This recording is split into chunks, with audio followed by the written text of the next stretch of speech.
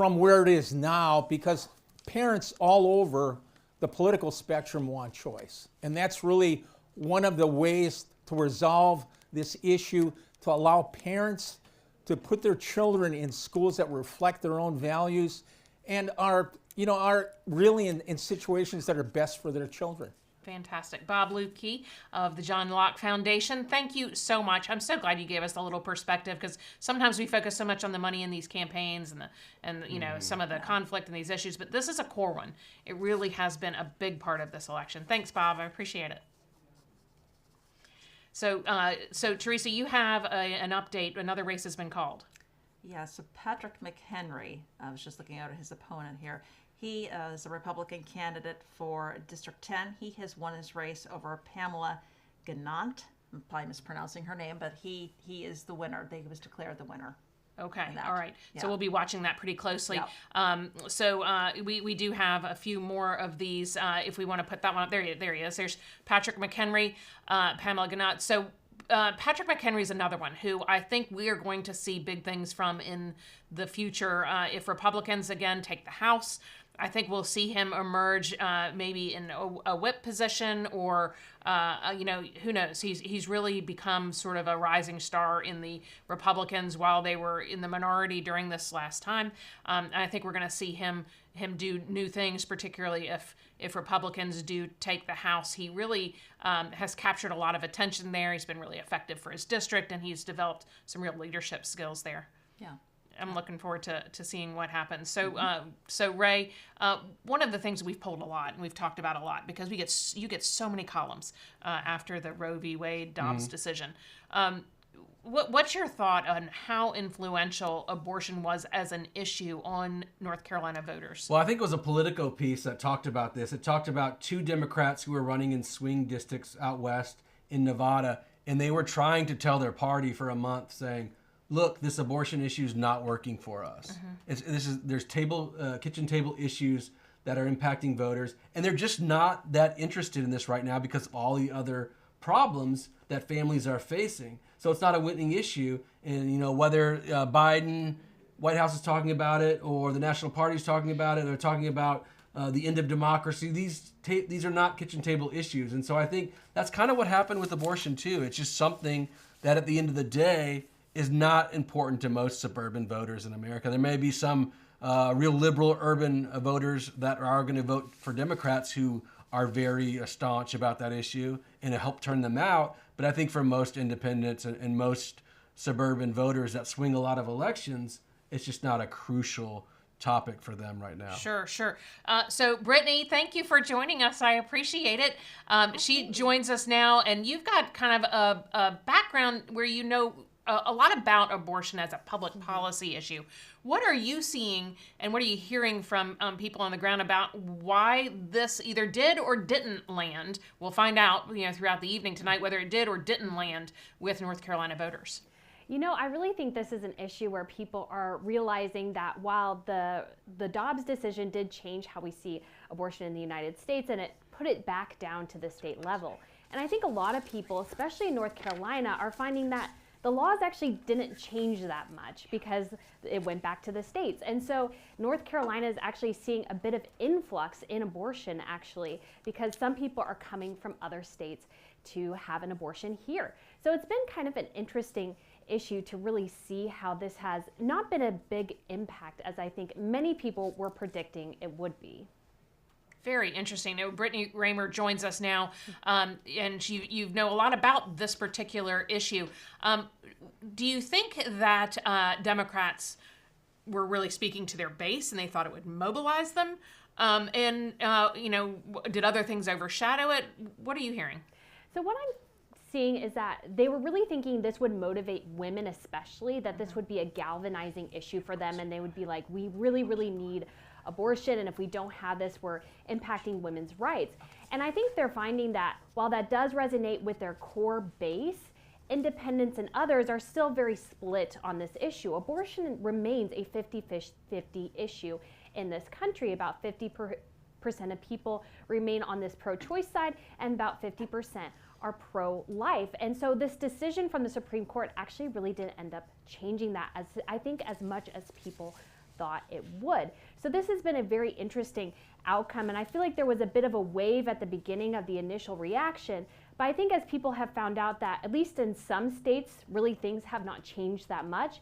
And then we also have the rise of telemedicine abortion. So this is when a woman can order the abortion pill online and have it sent to her. So if you were in a state like Texas or Georgia, that may be an option for you. So people are finding that, well, you know, we can still get access to abortion, or some companies are even willing to pay women to actually travel to get an abortion. So they're just not finding it to be as strong an issue as they initially anticipated. Sure. Brittany, of course, you mentioned about this wave of projected support for abortion rights, but a lot of people know this, obviously, but abortion doesn't always poll well for the left. It doesn't always poll well for abortion advocates. Some people, most people in this country, want some kind of limitation on abortion, and we saw in Europe, where they have stricter limitations in many respects, they didn't understand the laws in Europe, and you had politicians in Europe virtue signaling kind of over here with some candidates in one constituencies. But what are some areas that I think people in the media assume that the abortion is harmful to the right, or is harmful to Republicans, or is harmful to conservatives? What are some areas that we may not hear about that may be harmful to the left? Well, I actually found it rather interesting. I interviewed a woman who's very, very strong pro-life and yet also very strong Democrat. She really loves the Democratic Party, but this is an issue that she feels is very, very important to her. And it's something that she's protested against, she's been arrested about. So I feel like Democrats are finding out, as the issue of life is changing in this country and people are getting different perspectives about it, that the younger generation is subtly shifting more pro-life, because we have this great insight into what happens in the womb. So they're seeing this change, and obviously as well you mentioned Europe. So the United States, and this was actually fact-checked by the Washington Post, the United States is one of only 7 countries in the world that have the most, basically the largest limits on abortion. So we basically can have as many abortions up to the point of birth. And many people are pro-abortion to an extent, but when you're in the 3rd trimester and the baby's about to be born, people are like, I'm not really as supportive of abortion as the Democrats were thinking people were. So when someone comes out and goes, I'm pro-abortion until the point of birth, I think that does turn off some people, because most people want limits on abortion in some way or another. So we are finding that this issue, again, is not as strong for Democrats as they were thinking it would be. Yeah, Democrats really, and this was the kind of motto under Bill Clinton, safe but rare. I mean, that was the language that was used with abortion.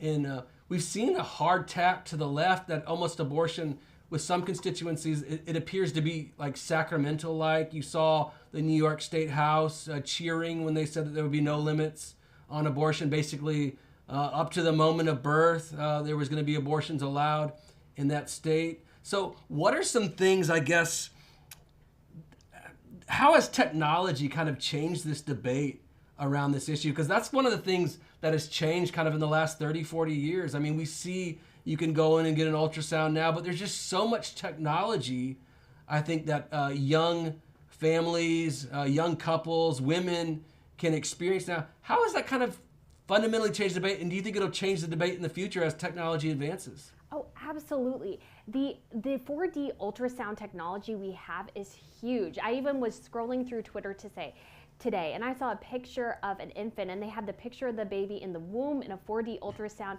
and then the child after they had been born, and they were sleeping in the same position. So we have this wonderful insight into what happens in the womb. It's not just a clump of cells. People can see the child.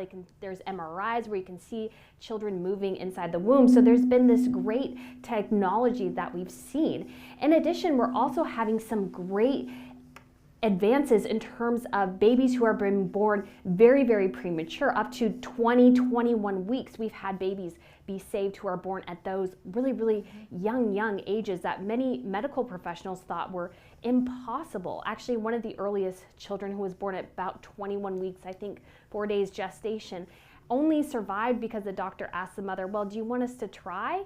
And they went ahead and tried, and wouldn't you know it, the child is thriving now. So I think we've seen great advances, not only inside the womb, they do surgeries on babies inside the womb now with conditions like spina bifida. And then we also have this great technology and these great advances for children who are being born very, very prematurely. And I feel like the Dobbs decision will actually help that grow, that we'll see more and more saves, we'll see more and more advances when it comes to babies. And I think that is a fantastic thing. Very interesting. Thank you so much, Brittany Rayward, joining us from the John Locke Foundation.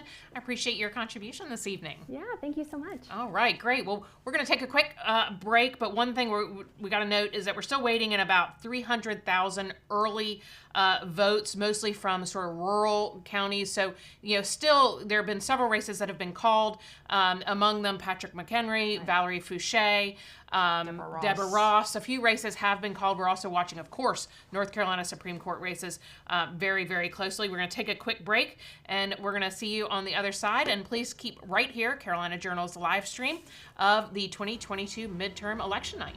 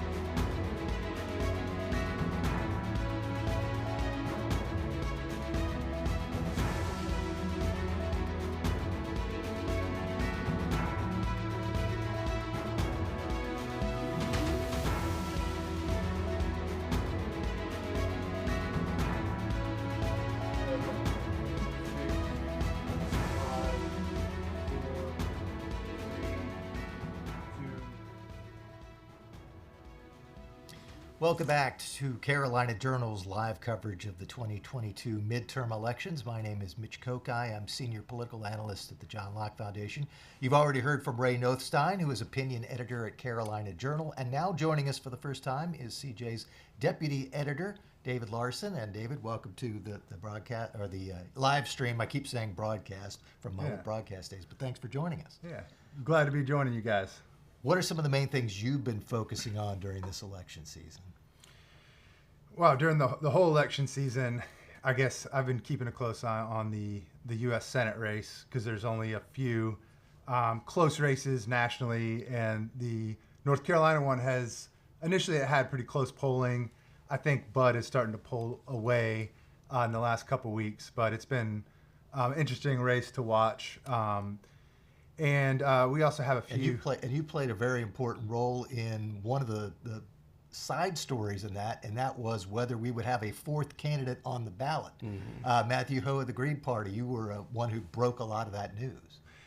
That was definitely an interesting story. I didn't see a lot of coverage of that, but at first there was the Green Party had submitted enough signatures to gain access to the ballot, but then you saw Mark Elias's law firm and the Democrats really putting in some effort to convince people who had signed it to unsign their names, which isn't even necessarily a legal process. That there's a laid out process for that.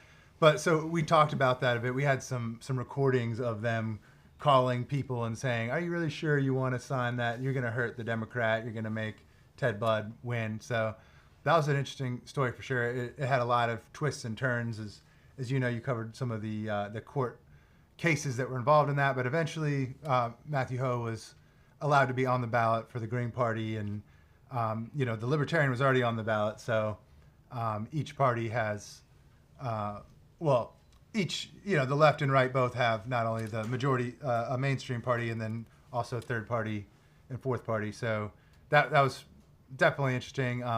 But as I said earlier, polling has kind of been closing in on that, and then it had been close, but more recently Bud has sort of pulled away. So that's been kind of the main story, I guess. But there's all kinds of other elections. I think the General Assembly will be another interesting one to watch. In 2012, Republicans were able to get a supermajority in both houses, and that really allowed them to do a lot. They were able to pass, their agenda pretty easily. And then in 2016, even when Cooper was elected, they were even able to override his vetoes. 2018, they lost that supermajority. So now tonight it's going to be interesting to see if they're able to regain that. And also the Supreme Court, I'd say, is the other one I've been trying to keep a close eye on, just because even when there's conservative legislation passed, sometimes it doesn't, something like voter ID or the districts that the Republican legislature had a right to draw and drew within the parameters laid out by statute. It was those were thrown out. So it's been the Supreme Court has seemed to get more and more of a partisan lens that people see it through. But yeah, those are the main things.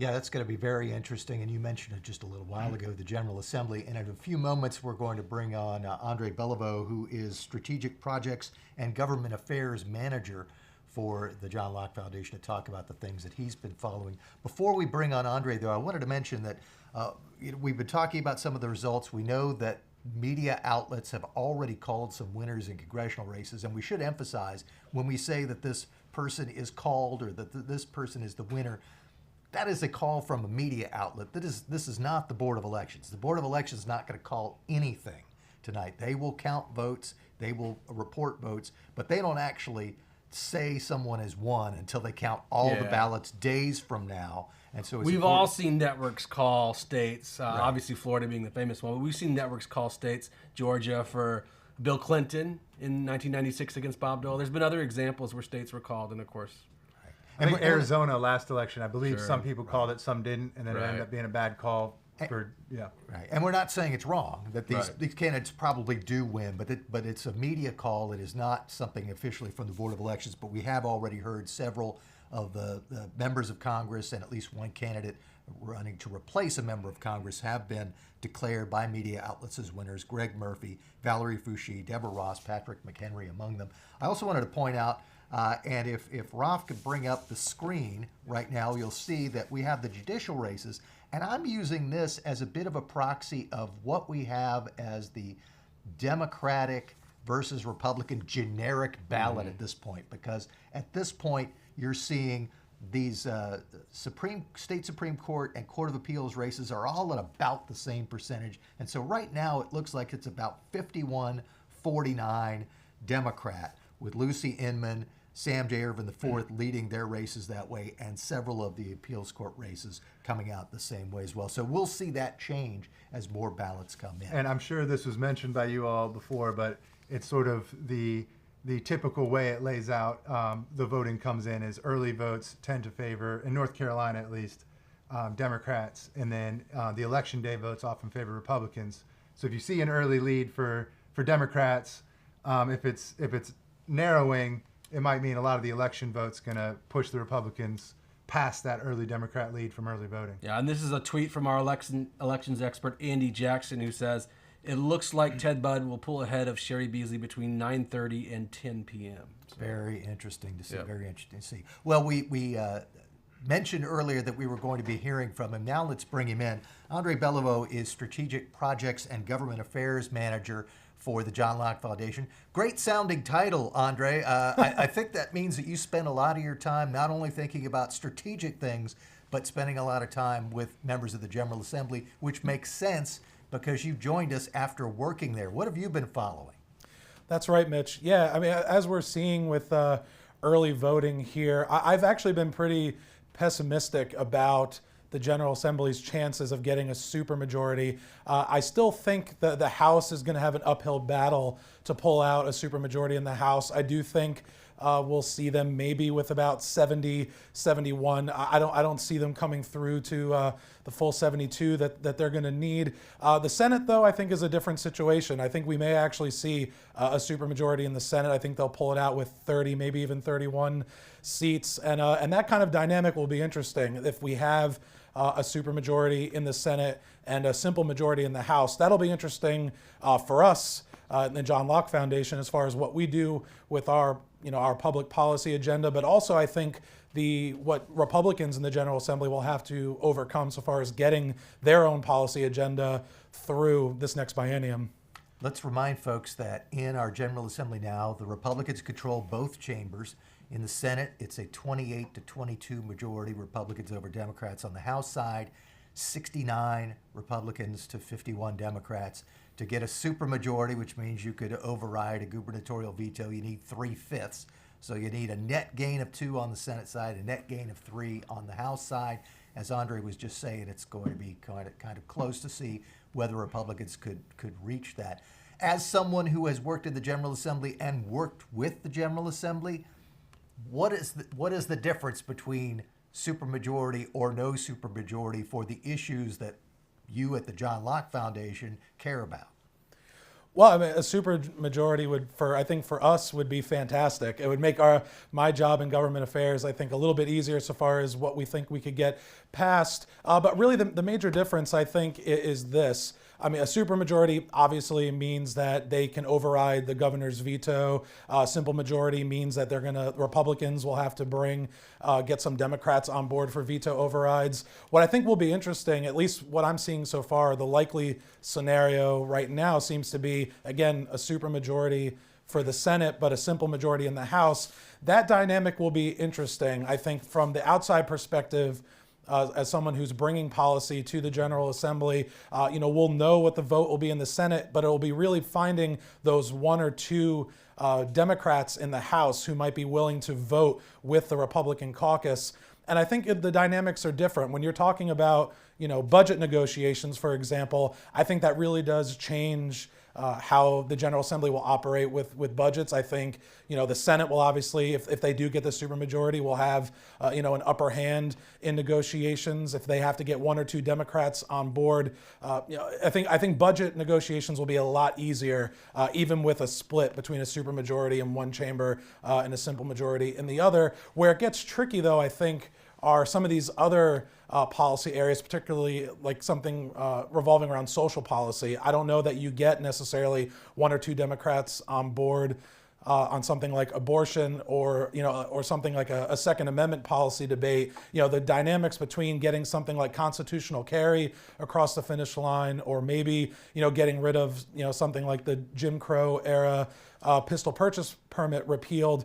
Those dynamics are going to be different with that kind of makeup in the General Assembly, and that what I think is seeing the election results will actually be interesting for us. How many members short the House is going to be from a supermajority versus the Senate, because if it's only one or two Democrats you have to bring on board, there might be some moderate Democrats on some issues, and again, something like the budget versus some of the more controversial issues could be more difficult, but the House might pull it through and the Senate could pull it through. And if we do have that supermajority, I think for the Republican legislature and for those lobbying the General Assembly, you know what you're going to get at that point. It's a safer bet with a supermajority in both chambers. Andre, you worked in the General Assembly. I'm going to ask you a little bit of a political question here. Let's go against your prediction and say that Democrats are shut out. They don't get a supermajority. They don't get Republicans get a supermajority in both chambers. What does Cooper do? What does our governor do at that point? Does he kind of go into campaign mode? Let's say the judicial elections don't go his way either. How does that change the dynamics of the state in terms of what our governor is going to be doing? Is he going to go pounding the pavement and trying to campaign for candidates at an early state and kind of fold up tent? Or how does Cooper manage? He's been so inflexible in many respects with this with the GOP here in the state. How does he change the way he governs? So what kind of prediction can you make there?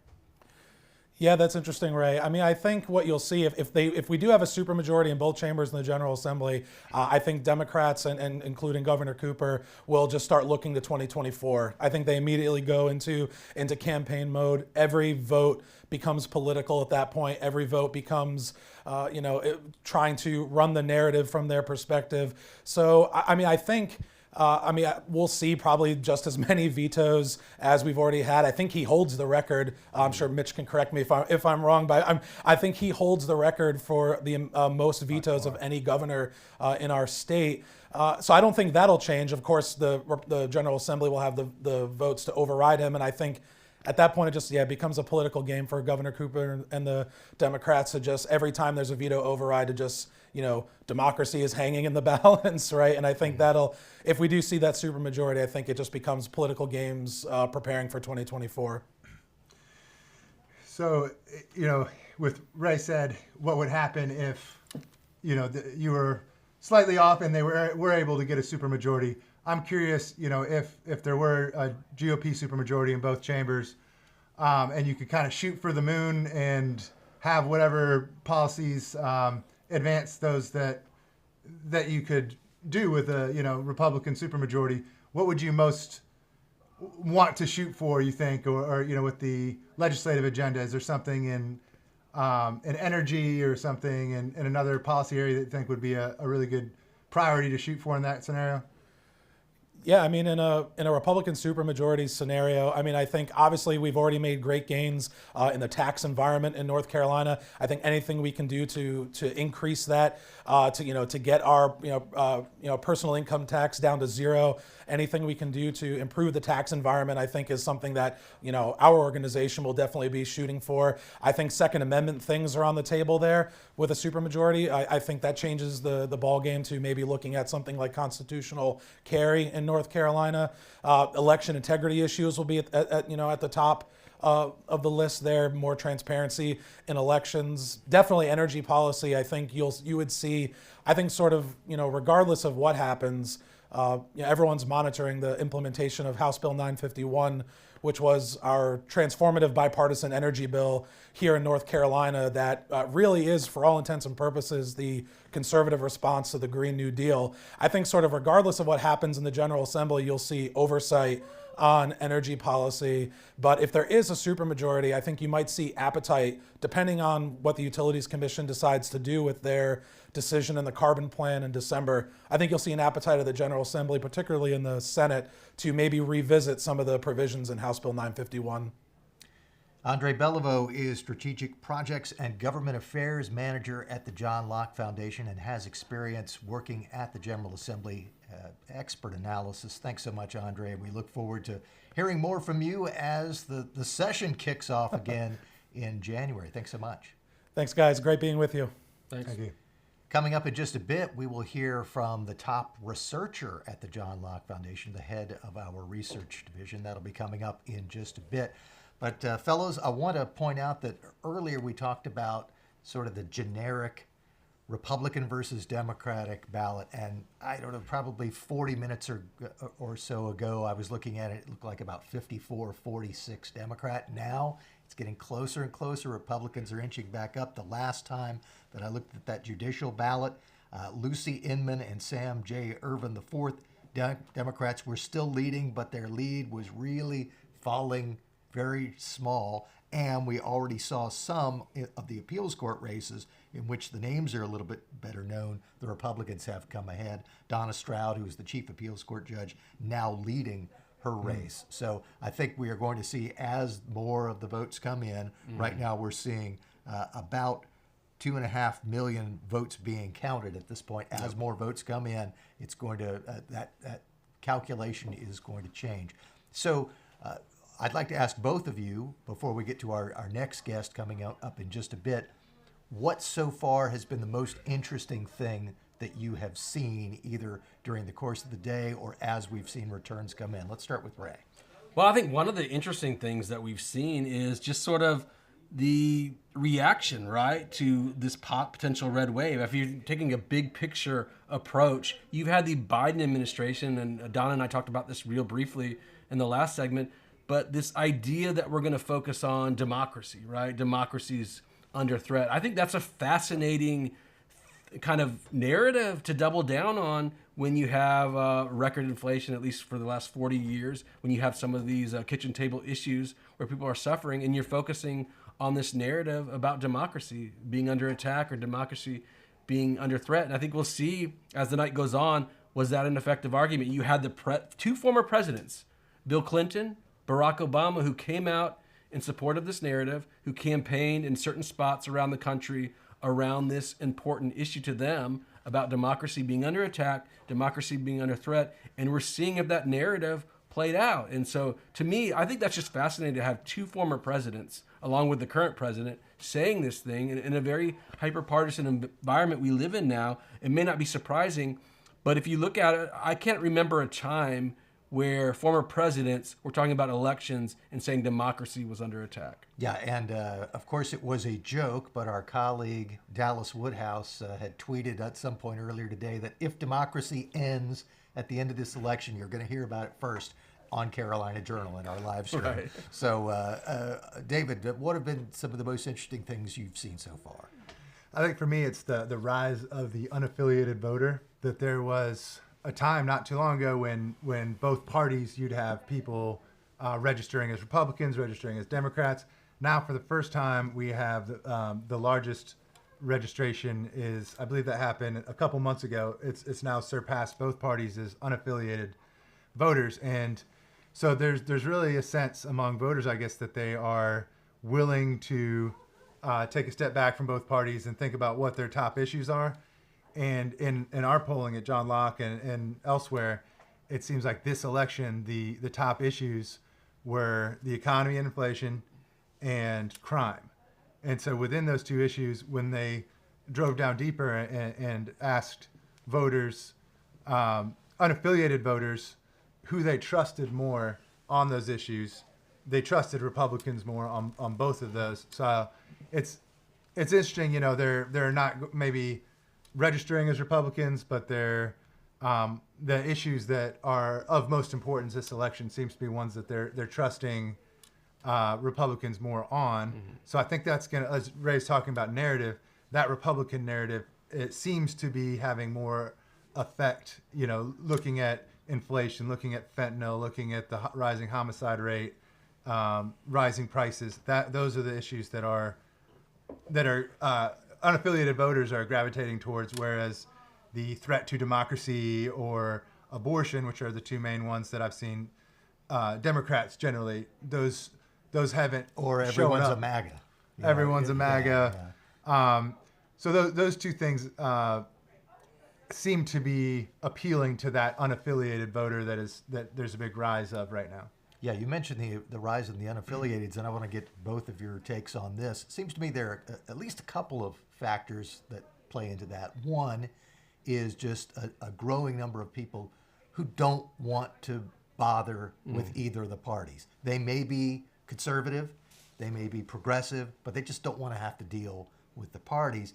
Then there's the other thing that is a factor here in North Carolina that's not necessarily a factor in all other states, and that is if you want to vote in a primary, you don't have to be part of the party. You can be unaffiliated and vote in either the Democratic or the Republican primary. I remember back in my early days of following this, you could vote as an unaffiliated voter in the Republican primary, but not in the Democratic Party. Sure, yeah. And then the Democrats decided to join in, and I think for someone who really wasn't tied a whole lot to one of the two parties, you basically kind of got a shot at either party in the primary if you wanted to be unaffiliated. I think that had a major impact this election, specifically in North Carolina's 11th congressional district with Madison Cawthorn. Some of that sense from people that they don't want to associate with either party. There were some people that were pretty turned off by his, just being in the headlines all the time and being on social media all the time.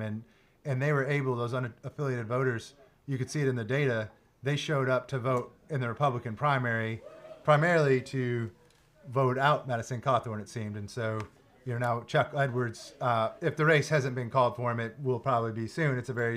NC11 is a pretty safe Republican district, but it gives them that power where they can, if they don't want to be represented by somebody, and they might even be on the other side of the political spectrum, they're allowed to just go in and vote in those primaries.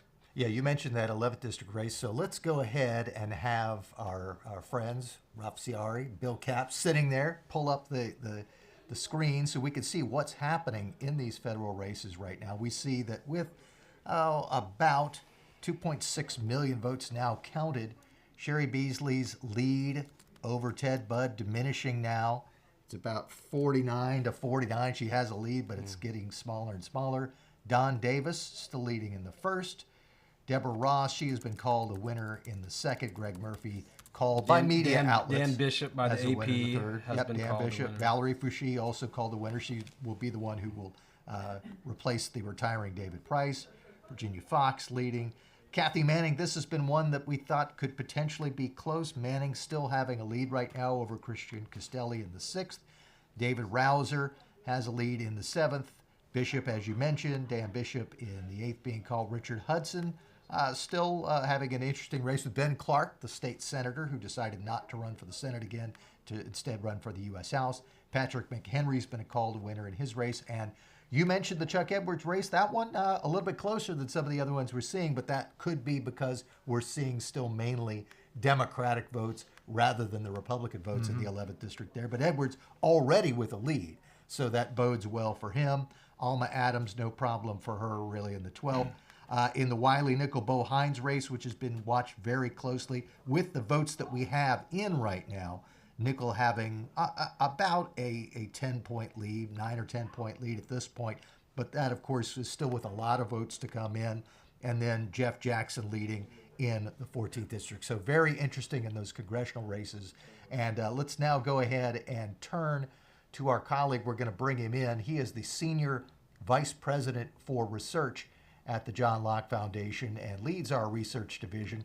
His name is Brian Balfour. And Brian, thank you for joining us. We know that you focus primarily on policy, but of course what happens with politics will determine what can happen with the policy in the state. So what things have you been watching very closely? Yeah, hey, good evening, gentlemen. A couple of other things that we want to pay attention to that are on the ballot across North Carolina is local sales tax, possible local sales tax increases, as well as bonds. There's a lot of local debt on the ballot tonight across North Carolina. There's a total of 26 bond referendum across the state, totaling $2.8 billion worth of debt.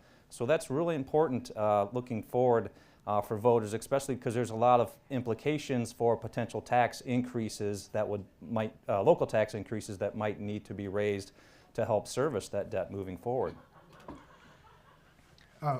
Yeah, I was just curious. So with all of these bond referendums, it seems the interest rates are increasing pretty quickly. Would some of these have been better? Is there a reason that they're instigating a lot of these now rather than a couple years ago when the interest rates were maybe a little more favorable for that? Yeah, that is definitely a concern. Interest rates have been increasing pretty significantly over the last year, over the last 12 months, courtesy of actions of the Federal Reserve Bank, and certainly this debt would have been serviced much cheaper had they been brought in a year or two ago compared to now. But on the flip side to that, there may be an urgency to try to get some of this debt issued now before the interest rates continue to increase still further. And one thing that is kind of, I found interesting from a policy side of things is that there was legislation passed in 2013 to put specific language on these bond referendums, telling voters that the amount of the bond is not just, or the amount that needs to be serviced for the bond is not just the principal of the bond itself, but also the interest payments as well. And it's required to put in the language that it may require tax increases. So I thought that was a really good move in terms of transparency by the General Assembly to pass that legislation to really help explain to voters that when they are voting for a bond, they're voting to increase their local government's debt, and not only by the amount of the bond itself, but the interest payments that would be tacked on as well, and that may lead to some future tax increases for them to service that debt. Brian, we've heard so much about inflation during this campaign. A lot of us are living it, so we understand it. But why don't you provide, I know you write a lot about economics, kind of give us a layman's definition of inflation, and why is it happening? I mean, what caused all of this inflation? Yeah, such an important issue. Obviously, families are feeling it all across the country. You go to the grocery store, go to the gas station, they're feeling it. And so inflation is really just basically defined as a broad increase of prices across the board of goods and services that people are purchasing. And the primary cause of price inflation is the inflation of the money supply by the Federal Reserve. There's some technical details into exactly how that mechanism works, but it's basically the Federal Reserve in large part in these last couple of years in response to the massive multi-billion-dollar deficit spending packages by the federal government. The Federal Reserve has had to quite literally create money out of thin air to finance all that deficit spending. So now when you have trillions and trillions of more dollars circulating in the economy chasing these goods and services, it's going to cause prices to go up across the board. Brian, we are seeing that the numbers are showing that advantage we were seeing earlier on for Democrats in races across the board is now shrinking. That last report, Ted Budd now leading Sherry Beasley in the U.S. Senate race. Both of the Republican Supreme Court candidates have now taken leads in their races. I have to ask you, as someone who is very interested in pursuing policy, if we have a Republican-led General Assembly, and especially one with supermajorities, what sort of impact is that going to have on the policies that you would like to see? Yeah, that's such a good question and such a relevant question here for state-level policy and legislation. If there is a veto-proof majority, of course, then that means there's no obstacle to the majority, the Republican majority, to get its legislative agenda passed and implemented. So, and I'd like to see them continue, if they are able to continue to pursue the especially the fiscally conservative approach that they've taken over the last several years, really decade plus, with restrained spending, with tax cuts. I'd like to see maybe a discussion of a taxpayer bill of rights, which would place a cap on the amount of increase the state budget can increase on an annual basis. I'd like to see that perhaps brought up for discussion to amend the state constitution in order to make that permanent. There's other policy like eliminating the franchise tax. I think that'd be something to look into, continuing perhaps to index. We talked about inflation just a minute ago, perhaps indexing the standard deduction to inflation, so that the standard deduction for people's state income taxes, so that rises along with inflation, so people aren't just put into a higher tax bracket or moved out from the zero tax bracket, I should say, here in North Carolina, just simply because of inflation, and now they start paying taxes even though they're not any better off because of the price of living has increased. So those are just a few things that might jump to mind that the legislature might be able to accomplish and do so because Cooper's veto would be rendered powerless because they have a veto-proof majority. Well, we will be watching that development very closely as the evening progresses, and we know that whichever way the elections turn out, Brian Balfour, the Senior Vice President of Research at the John Locke Foundation, and the rest of his team are going to be working very hard to try to see that the General Assembly will put forward good policies that promote free markets and individual responsibility and limited government. Brian, thanks so much for joining us. Thank you, guys. Enjoy the evening. Thanks. So we have a few more minutes to go in this particular segment of the program, so I want to make sure that we have a chance to chat with both of you about major developments. But if we have a chance also to pull up the screen right now and see that in the judicial races, Republicans are now looking like they're in pretty good shape. Richard Dietz and Trey Allen, the Republican candidates for state Supreme Court, both now with leads. Civitas polling had given them pretty substantial leads, and so the sense was that they would probably have a pretty good shot at this. We saw quite a bit of advertising on behalf of the Democrats in this, Lucy Inman and Sam J. Ervin IV, the incumbents, even some ads combining the two of them and saying vote for them rather than the Republicans. We're seeing also on the side of the Court of Appeals races, where there are 4 seats up for grabs, Republicans are all in good shape there. Ted Budd now leading in his race. We've seen several different congressional races called. As we're approaching this point where results will become clearer, what to both of you stand out as the big developments? Let me start with David this time.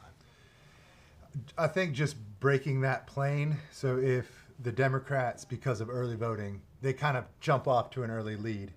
And the fact that at this point in the night, Republicans have already caught up to that point and have advanced past it a little bit, to me that's a signal that there's going to be quite a, I wouldn't use the term red wave, a lot of people are talking about that, but there's going to be all the major races that we're looking at. I don't think the Democrat judicial candidates are going to come back from that. I don't think Sherry Beasley is going to come back from, once they're down, I think the momentum's on the side of the Republican to increase those leads.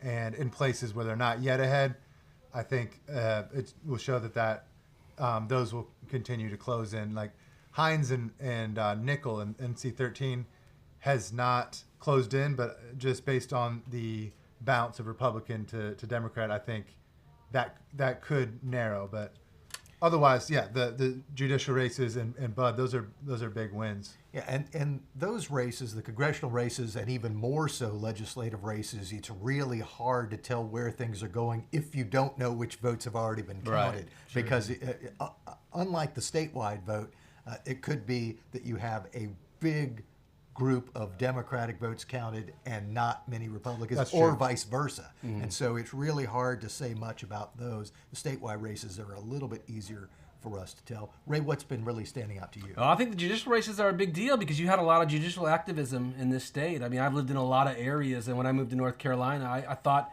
here in this state, there's a lot of supercharged judicial activism.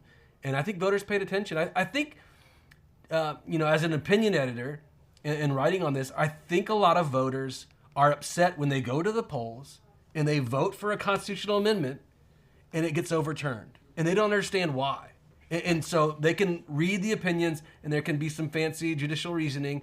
But when you are overturning the voters' will, of amendments that were passed through the General Assembly, I think that's frustrating to voters. And I think voters are probably taking that out on candidates they probably wouldn't have taken it out on otherwise. I also think the law and order attitude right now, crime was number 2. And when people are looking for judges, they want somebody that's going to uphold the law, especially in this time where people are concerned about drugs, they're concerned about crime, they're concerned about a whole host of things that they don't necessarily want somebody to make up the law or reinterpret things according to what they want. They want the law in the books to be respected. That's true. And I think something before we wrap up this segment, I don't have personal knowledge of this, but both of you do, and that is the issue of kids and what types of policies have been put in place for schools, safety issues. That has to be something weighing on people's minds. It's a huge issue. I think people have lost their faith in the public education system. Once people start to look at their neighborhood school that they're supposed to send their kids to as a partisan issue, where that's run by Democrats, it's something that's really I don't think it was as pronounced as that until pretty recently, where people don't trust the teachers the way they used to at the public schools. There's a lot more people homeschooling. There's a lot during COVID where they saw what their kids' teachers were teaching, and so I think that's something that's really motivating a lot of parents to think, what do I want? What kind of education do I want for my kids? I want more freedom. I want more choices, and I don't want political indoctrination involved in that. Well, let's be honest. I mean, you had I know this is not the case so much in North Carolina. I lived in Hawaii and I went to public schools there for a while. It was very, very left wing. But you had the Attorney General of Michigan say that there should be a drag queen story hour in every classroom. So I think this issue is being nationalized to a large degree. I mean, even if maybe your local school district doesn't have some of this stuff, you're being inundated with it on the news, on social media. So parents are becoming more engaged, and I think that's going to continue to happen. We heard from Kelly and Bob tonight, and they said that this is not a flash in the pan type issue. This is going to continue to happen, and I think there's just going to be a war, like we've had cultural wars that have exploded in every avenue and aspect of our life. I think it's going to continue with schools for a while, and I think that there's going to be greater demand for choice, and that'll be great for organizations like the John Locke Foundation. We've been advocating for that for decades, but I think there's going to be greater calls for choice because we live in a very pluralistic society now, and so if people have the choice to say, hey, I'm on the right, I want to send my kids to a school that reflects my values. I'm on the left, I want to send a kid to the school that reflects my values. I think we have to be aware of that, and I think just be conscious of that and allow people to choose where they want their kids to go to school and what kind of worldview do they want to shape them. Ray Nothstein is opinion editor at Carolina Journal. David Larson is deputy editor at Carolina Journal. Thanks so much, gentlemen. Thank you, Mitch. Thank you, Mitch. And just to recap before we take a brief break, we know at this point that Ted Budd is leading the big Senate race. He overtook Sherry Beasley with the votes counted just a few minutes ago. In the state Supreme Court races, now both Republican candidates are leading, Trey Allen and Richard Dietz. And, of course, there are a lot of races that are still too close to call, but we will be calling them as we learn the information as Carolina Journal's live stream of the midterm election 2022 continues.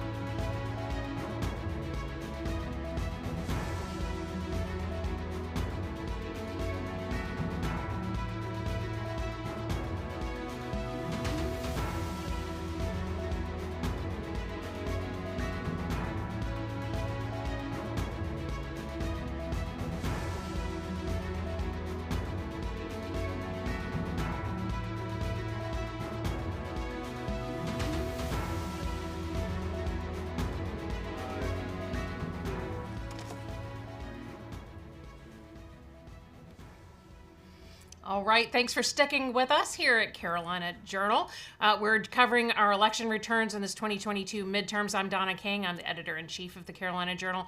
I'm glad you're with us. We're hearing from all the experts at the John Locke Foundation, all of our reporters, everybody's been following this election to the granular detail, and I appreciate y'all coming along for the ride. We're watching these returns as they come in. Mitch, tell me what you're paying attention to today.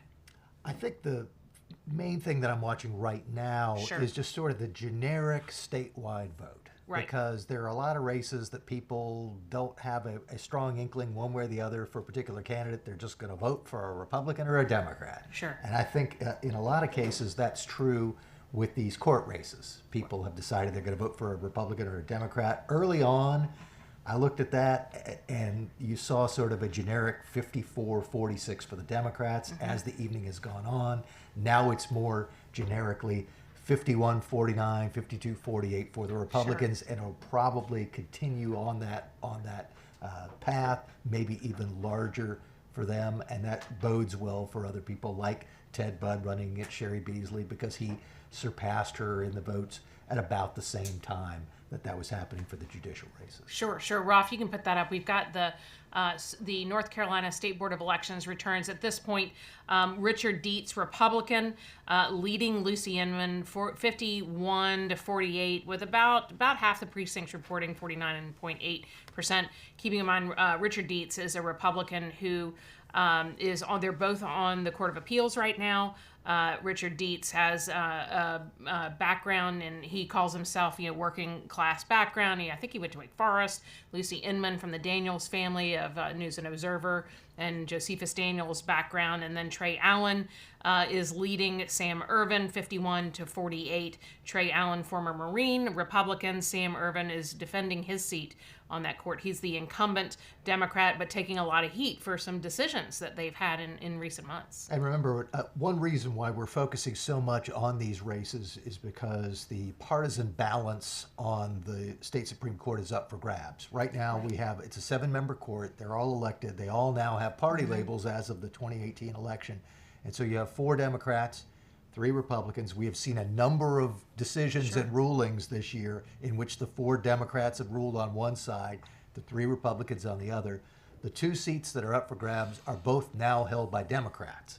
Right. One of them is the open seat because Justice Robin Hudson, who was getting close to mandatory retirement age, decided not to run for re-election. So that's the race between Richard Dietz and Lucy Inman.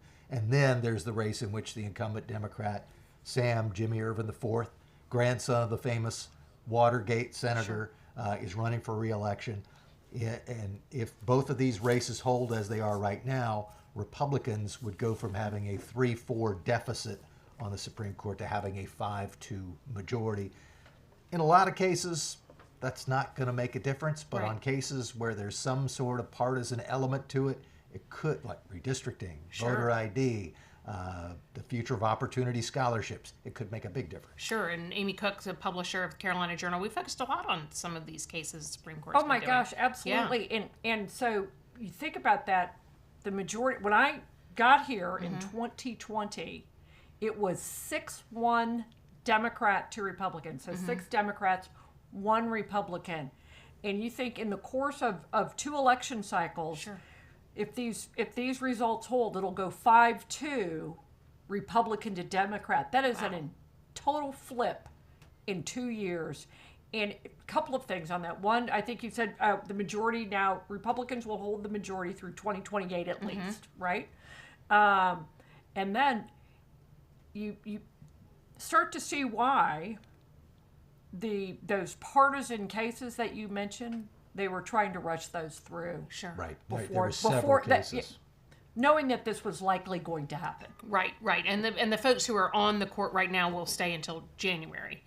Yes. Right. Yeah, yes. The first of the year is when the new court takes office. And so there's still a couple of big rulings that we expect out of this current court. We saw the major Leandro education funding ruling come out last Friday, but they still will rule on the voter ID law and on redistricting. And you might think, well, they already ruled on redistricting that affected our elections this time around. That's true. But there are still some challenges on the election maps, and the court could rule for or against our current election maps going into the 2024 cycle. Sure, sure. So these races have gotten a ton of attention, even nationally. You know, Democrats have poured some money in to these races, largely labeling it as, fighting for abortion rights in North Carolina, afraid that a majority in the North Carolina legislature might put some restrictions on it, and it's up before the court. So a lot of that money, a lot of these races, Andy Jackson has been working hard to really track where all this is coming from, where the data is coming from, where the money's coming from, and all the granular detail that you and I get to just sort of, talk about the bigger picture issues, but he's in the weeds there. Andy Jackson joins us now. Thanks so much. I appreciate it. What are you seeing in some of the races that we're now starting to get some results from these precincts around the state? Well, what we're seeing is there's kind of a tale of two electorates here.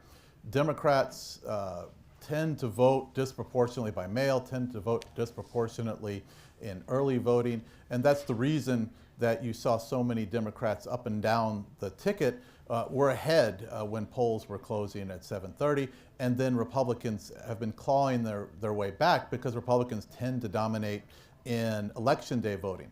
And this is why we call North Carolina a redshift state.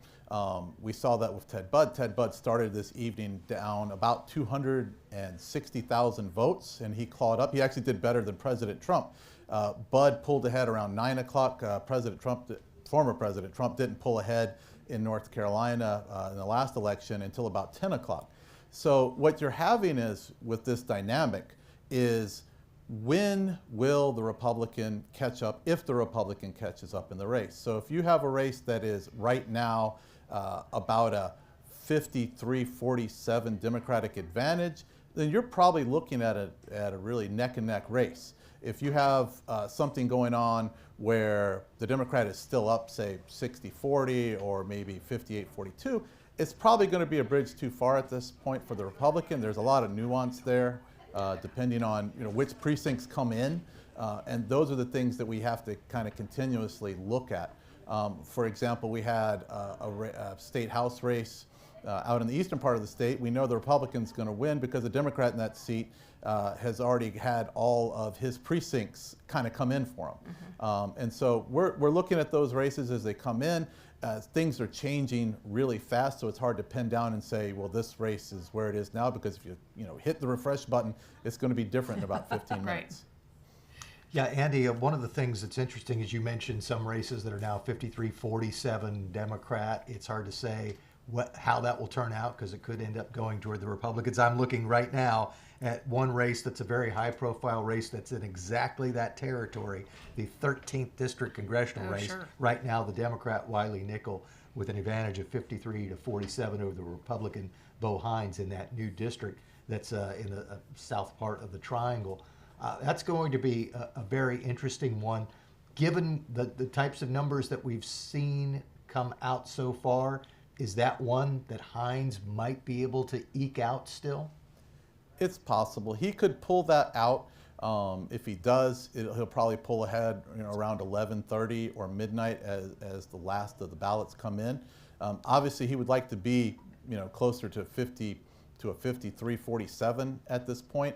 And that also depends on where the ballots are coming in. Wake County traditionally is a little late in their precinct reporting, so if that's the case here, I haven't had a chance to look at those. If that's the case here, that could be bad news for Hines, and he could be an exception to what is generally a good night for Republicans. Once again, it's too early to say.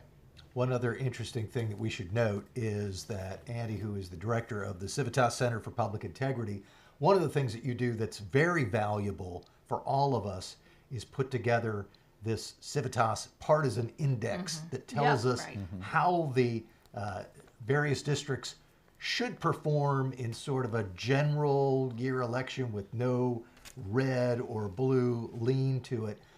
I don't know if you've been able to look yet, but have you gotten a sense of whether candidates are doing better than expected given the Civitas Partisan Index, worse than expected, or is that just a level of detail you haven't been able to track yet?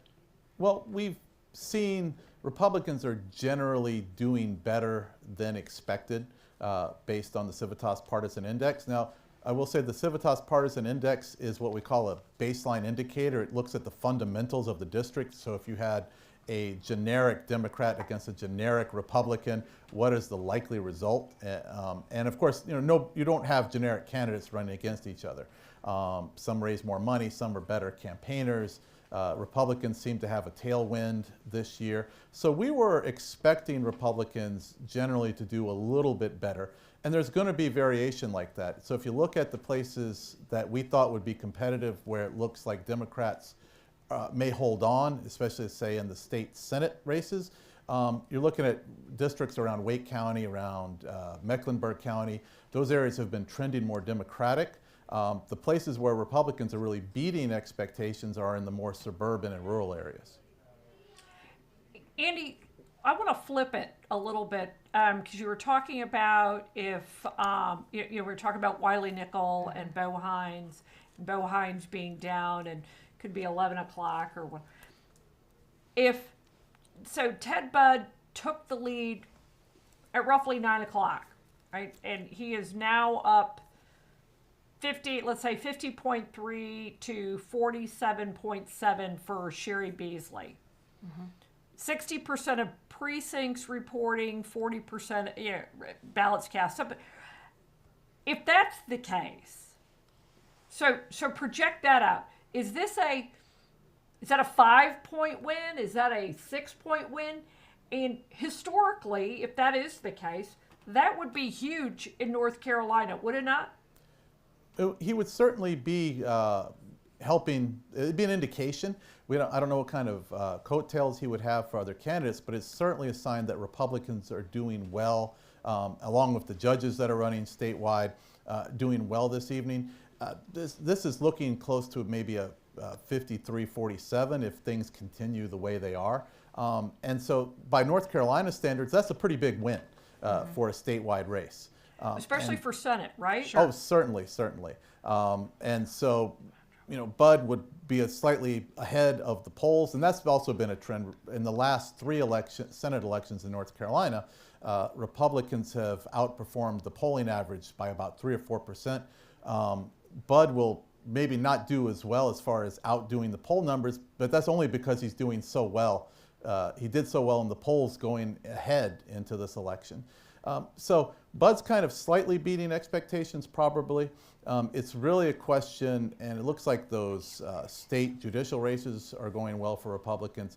The real question at this point is, will Republicans be able to do well enough in the urban areas or the close suburban areas, kind of on the outskirts of Greensboro, Raleigh, Charlotte, that they'll be able to take supermajorities? And that's going to be the open question that may keep people up, after midnight tonight. And looking at those judicial races, it looked like Republicans were leading in the 2 state Supreme Court race and all of the Court of Appeals. So what does that do to the majority for the Court of Appeals?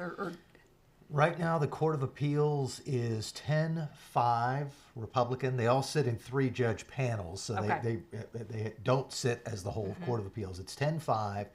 The seats that are up for grabs are 2 Democratic seats and 2 Republican seats. But I think, so it could go from 10-5 to 12-3, but then I think if Dietz wins, it goes back to 11-4 because he had a couple years left, so Roy Cooper would get to appoint someone, which is what happened last time around. Republicans swept the 5 seats that were up for grabs on the Court of Appeals, but because Phil Berger Jr. won and still had time left on his term, Governor Cooper got to appoint a Democrat to take Phil Berger Jr.'s spot. I think the same thing would happen with Richard Dietz. Okay. Sure, and we're seeing all 5 counties right now. The sales tax referenda has either already been defeated or is down, and I think that's really interesting because we've been watching 5 different counties that have a sales tax on the ballot today, and it is interesting because a lot of them maybe have it there because they have projects they want to do, but inflation is, people are paying attention. They're not interested in raising prices further. And if you look at the history of the sales tax referendum, ever since the local governments had the ability to put that on the ballot, which was something that was part of a deal that came about several years ago, probably now more than a decade, as I think about it. When that first happened, a lot of these local governments were putting these referendums on the ballot at weird times, like the second Tuesday of July or something like that. at some point, the Republican General Assembly said, look, if you're going to have one of these votes where you're going to be taxing people, we're going to have it be when they're actually going to an election. So a general election like this election, and I think that has had an impact. Since we have Andy and his expertise, I want to ask him at least one more question, and that is, you follow these numbers very closely. So what, between now and the time you turn in for the night, are you going to be looking for? What numbers are you really going to be paying attention to? The ones I'm really going to be paying attention to are some of the state Senate and state House races, particularly once again in kind of these suburban areas around the big cities. For example, in the Wake County area, Senate District 17, in the south part of Wake County, Senate District 18. I might have flipped those. That's Granville and Wake County. Those are going to tighten up. The Democrats are ahead in both of them.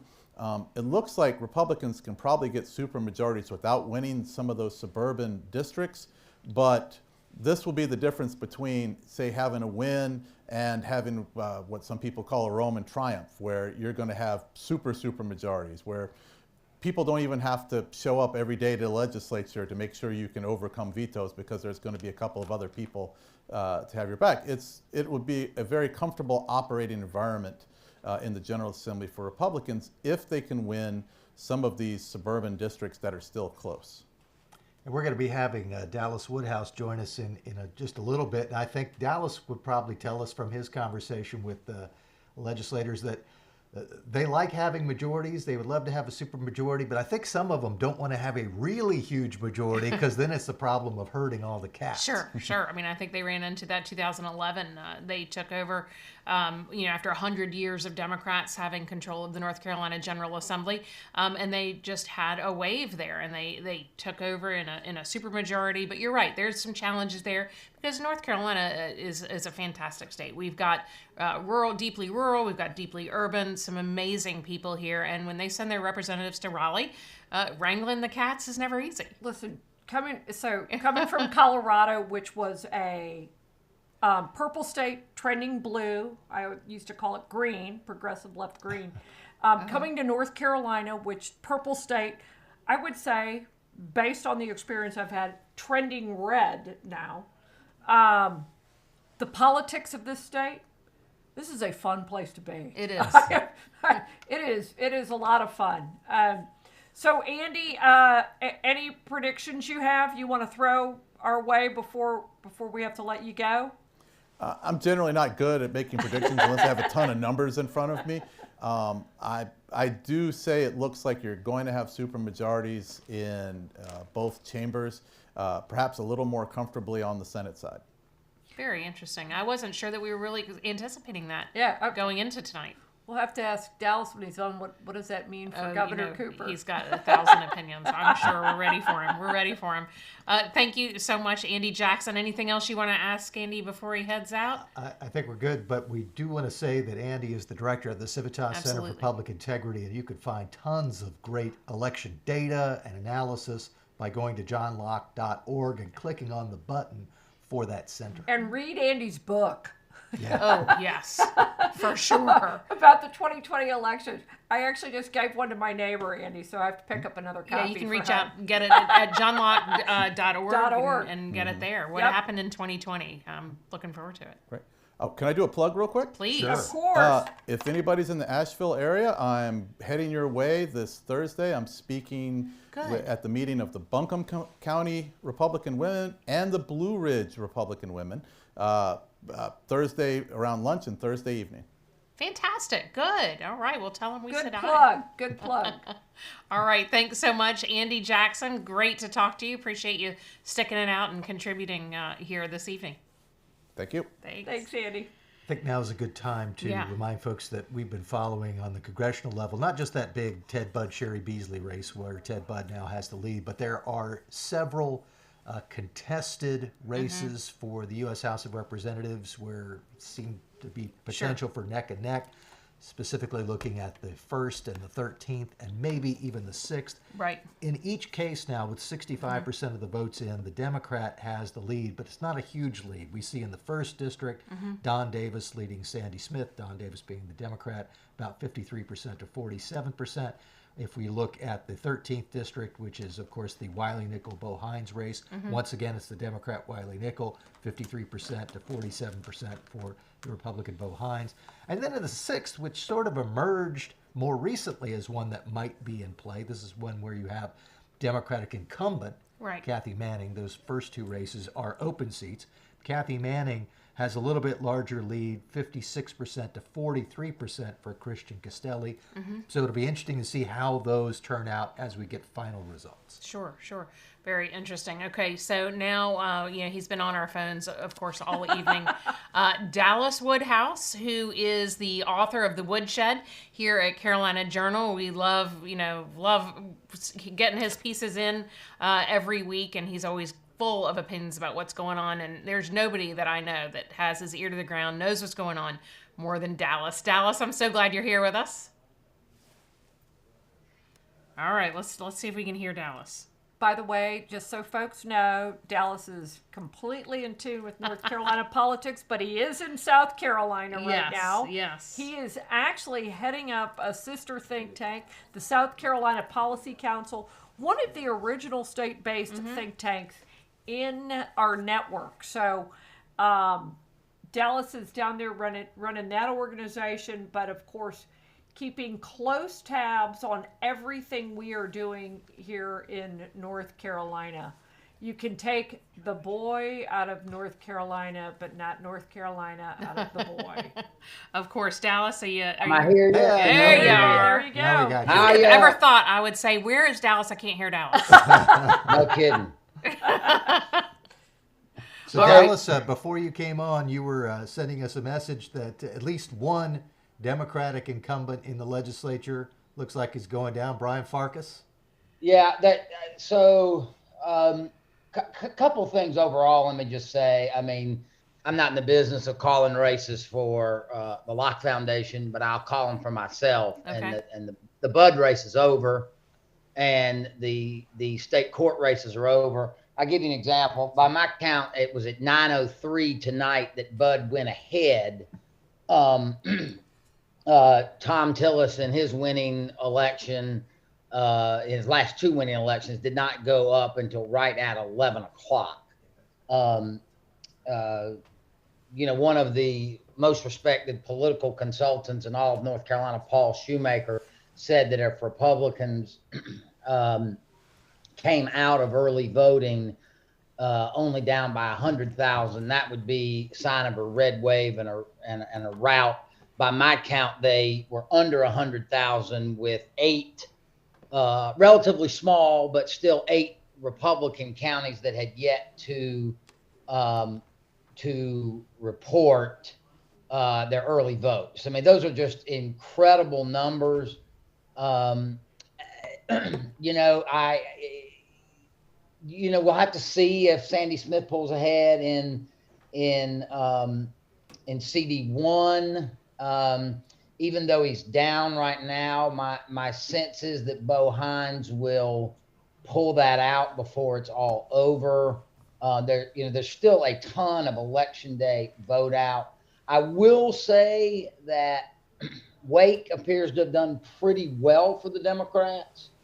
Right now I have Bo Hines down 13 or 14,000 votes, but we only have 49 of 129 precincts in. There have been several, excuse me, as I'm reading on like a phone, a laptop, at the same time. But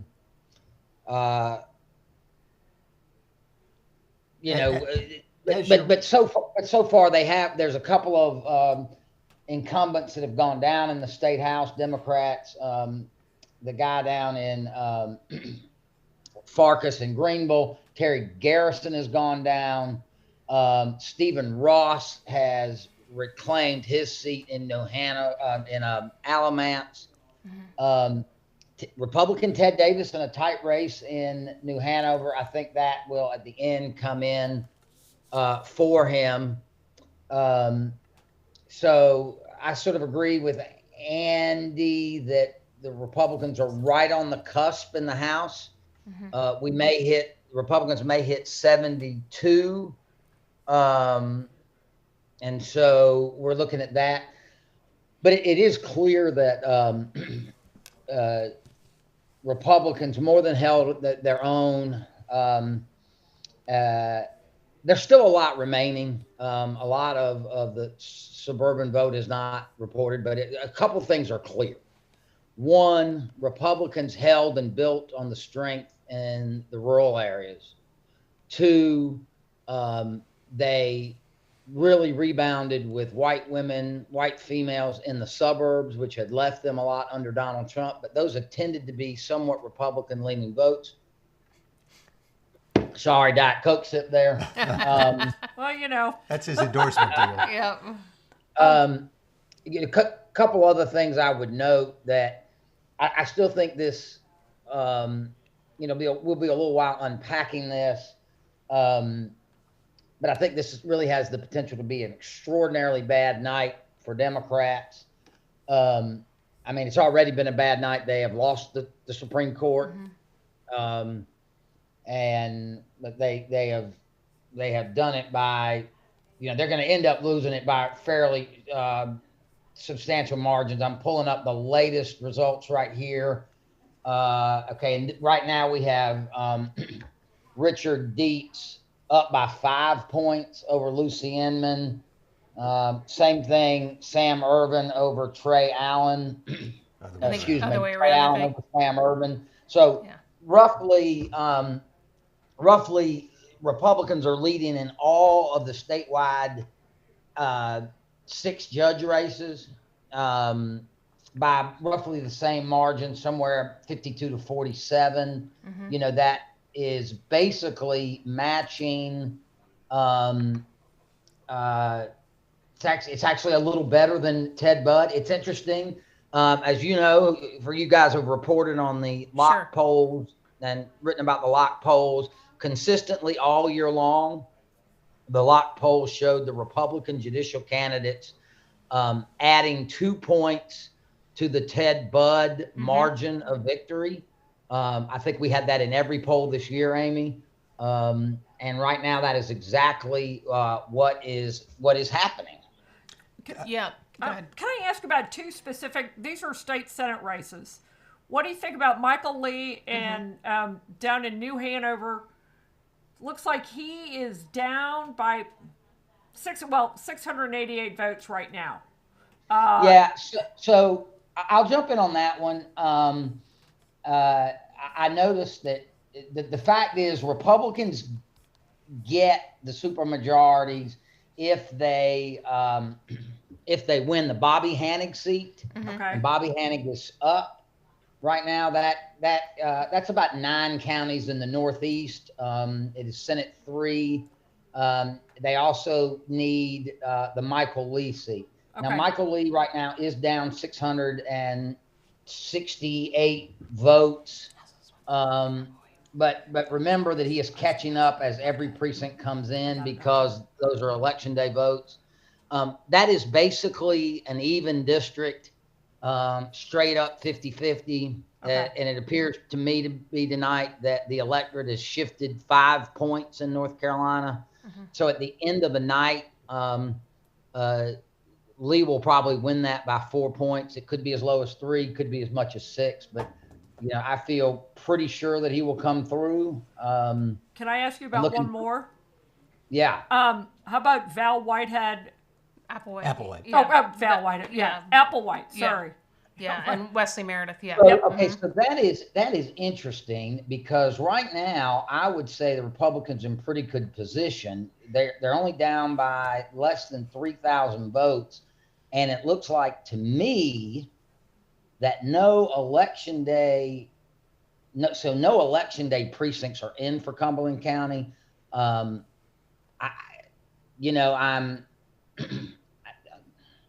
Cumberland is a weird county because because of the transient population with the military. Sure.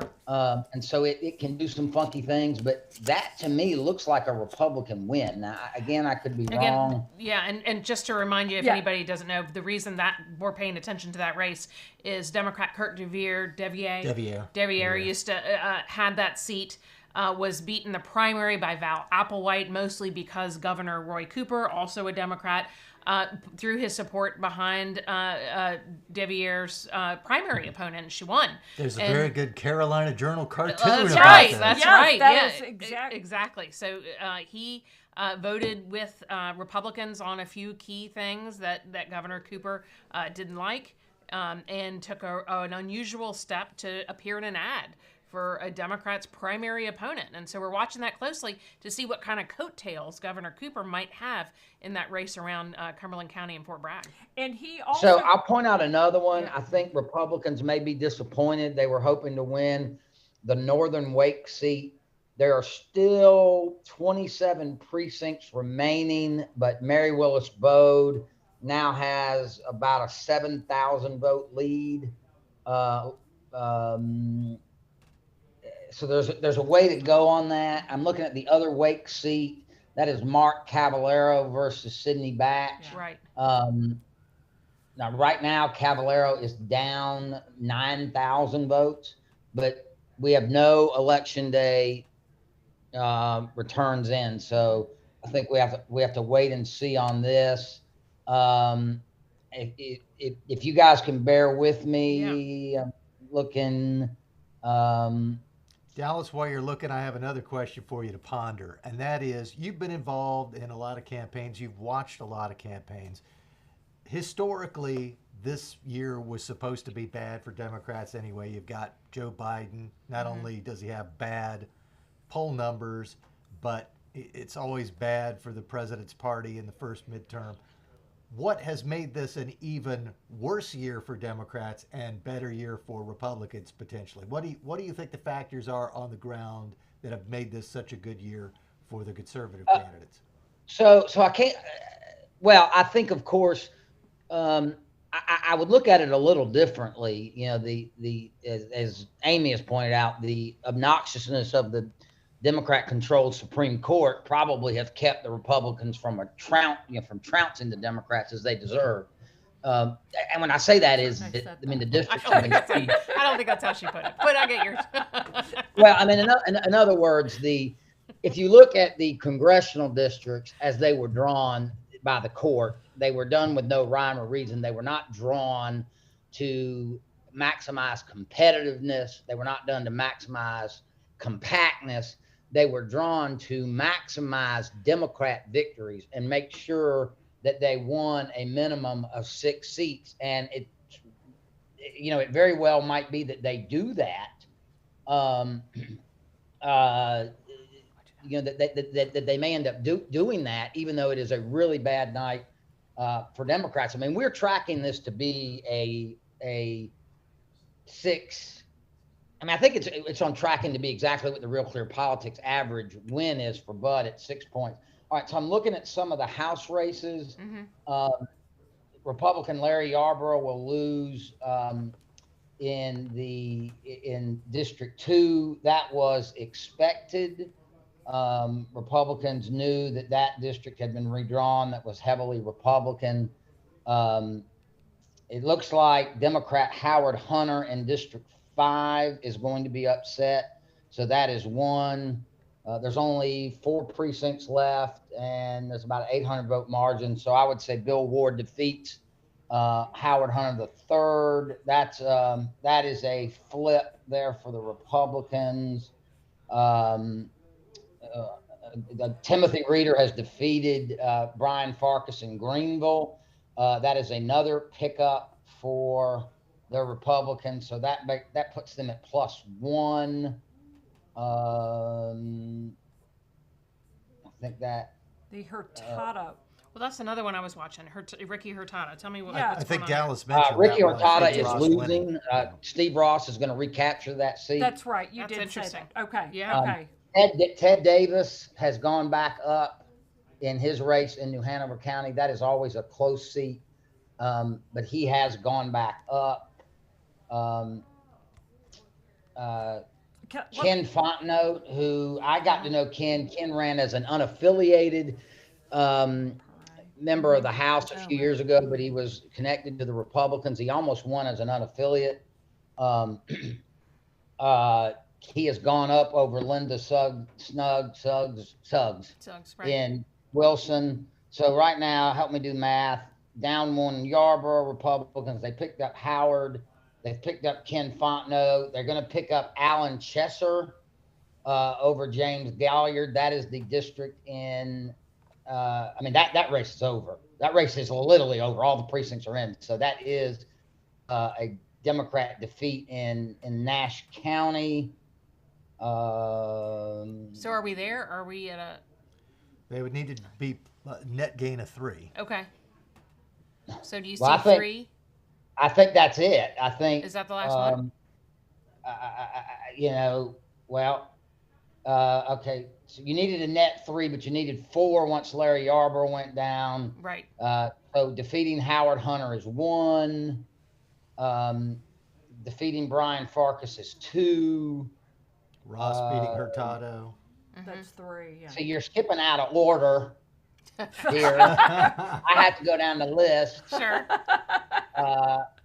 That'll teach him. That. Ken Fontenot would be 3. Mm-hmm. Okay. Alan Chesser 4. Right. Ross. I do not see any other Republican incumbents. Well, Okay, Perret as is of losing. now, House District 32, Frank Sasserman, I'm not sure how to pronounce that, but he is beating Terry Garrison. I would remind you that the Woodshed a couple of weeks ago told you to watch Terry Garrison and that he was in trouble, even though that was a plus 10-point Democrat district. Noted. So I think that's 5. Uh-huh. So they're there. Terrence Everett was going to pull it out and beat Fred Von Cannon in Wake, so that's not one they picked up. Well, we haven't mentioned yet, though, that Aaron Perret is down in her race. Yeah. Which is a surprise, I think. Well, Aaron actually, Perret's going to win. she's- I've talked to her consultant tonight. He's got all the numbers in. They're not showing on the Board of Elections, but Aaron Perret will win. Yeah, Okay. so the only ones that are reporting right Yeah, now, okay, she let me is just- down, but she's Who? the only thing is absentee and 1 stop. That's all. So no Okay. election day voting. Oh, is wow. Yeah, Okay, but that they- makes a big it- difference. in. Yep, it sure But does. they have people at the precincts who can get the votes as they come in and are transmitted over, so they know that one. Right. Jared Lowry is going to win the other seat in Robeson County for the Republicans. That was expected, so that's not a surprise, but it is a net gain. Robert Reeves is going to hold off Walter Petty in Chatham County. Chatham had some of the highest get out the vote turnout. It'll be interesting to me to see if there's any recriminations about that. I mean, it's clear to me that a lot of Yeah. Democrat Party resources went National. Right. to keep Right. the House minority leader. All right, Dallas. We're gonna take a quick break. If you wouldn't mind sticking with us, gather all that data Where am I gonna go? get it ready for us. We're gonna take a quick break. We're gonna come back, talk about some national, and then we have CJ reporter, Carolina Journal reporter Zach Rounsville, who's gonna join us, giving us a lowdown on what's happening in some of the Charlotte races. So stick around. We are still in the Carolina Journal live stream covering the 2022 election return. Stick with us.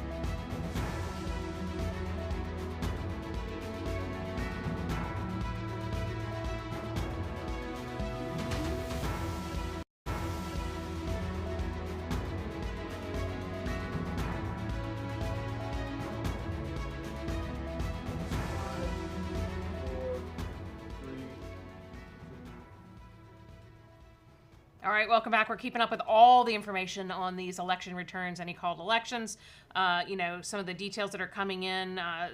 Some of the congressional races have already been called, but we're really watching a lot of what's going on down in Charlotte. So Zach Rounsfels, the Carolina Journal reporter who covers Charlotte for us, he broke the Pat Harrigan story, which unfortunately it's not been a great night for Pat Harrigan in that congressional district. There, Zach, thanks for joining us. I appreciate it.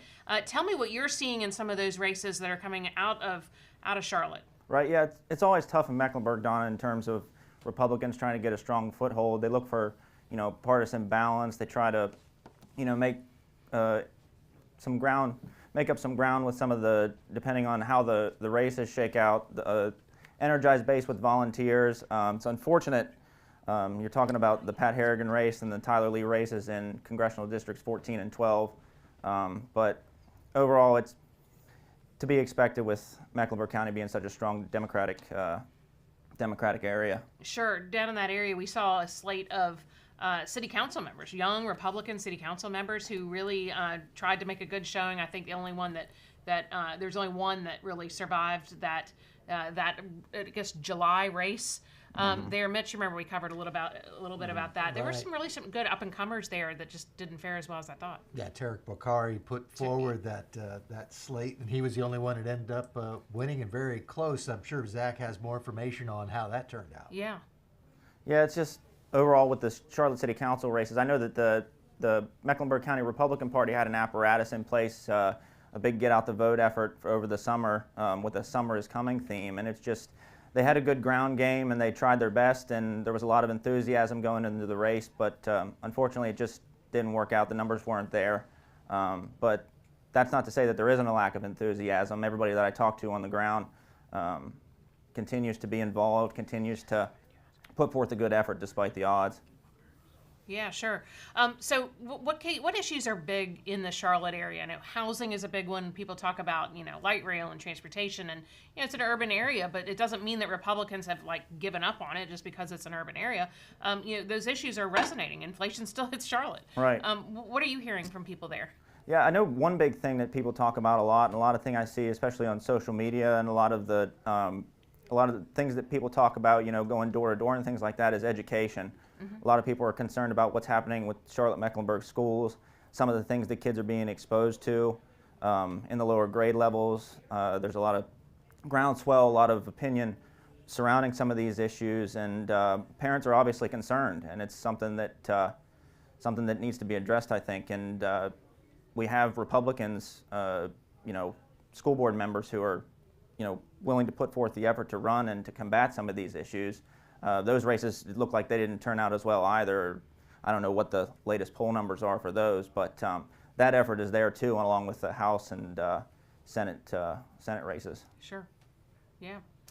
We're watching those closely, and it looks like the Charlotte school board race, though, is going mostly to Democrats at this point in some of the incumbents there. But we are watching those closely. And so, you broke that Pat Harrigan story that just made it all over the place. Tell me a little bit about that, and what do you think that means? We saw, violence in the campaign and the social media and all of these things just create this firestorm, and nobody really knows what happened. You spoke with the campaign when that first happened. What'd you find out? Yeah, the campaign reached out to me and told me that this incident had occurred back in mid-October. They were really concerned about it, given some of the rhetoric that had been tossed around by, according to them, the Jackson campaign. Jackson had raised issues regarding Harrigan's residency in the district, and he was putting that in campaign ads, which Jackson subsequently pulled once we had broke the story. But the campaign reached out to me, told me about the incident, and they wanted to make sure that it was out there, that kind of rhetoric shouldn't be tolerated, and they were trying to see how it could play into the race, and maybe see how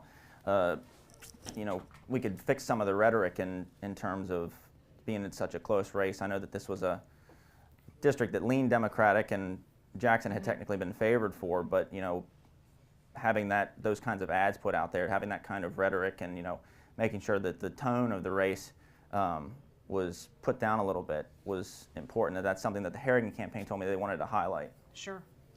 You know, one thing that happens, I think, here in the bubble of Raleigh, we get caught of being in the bubble of Raleigh, and when we think that everybody thinks the same way about Jones Street, where I think if you're in Mecklenburg County, I'm guessing if I say Jones Street, they want to know where that is in Charlotte. Sure. Right?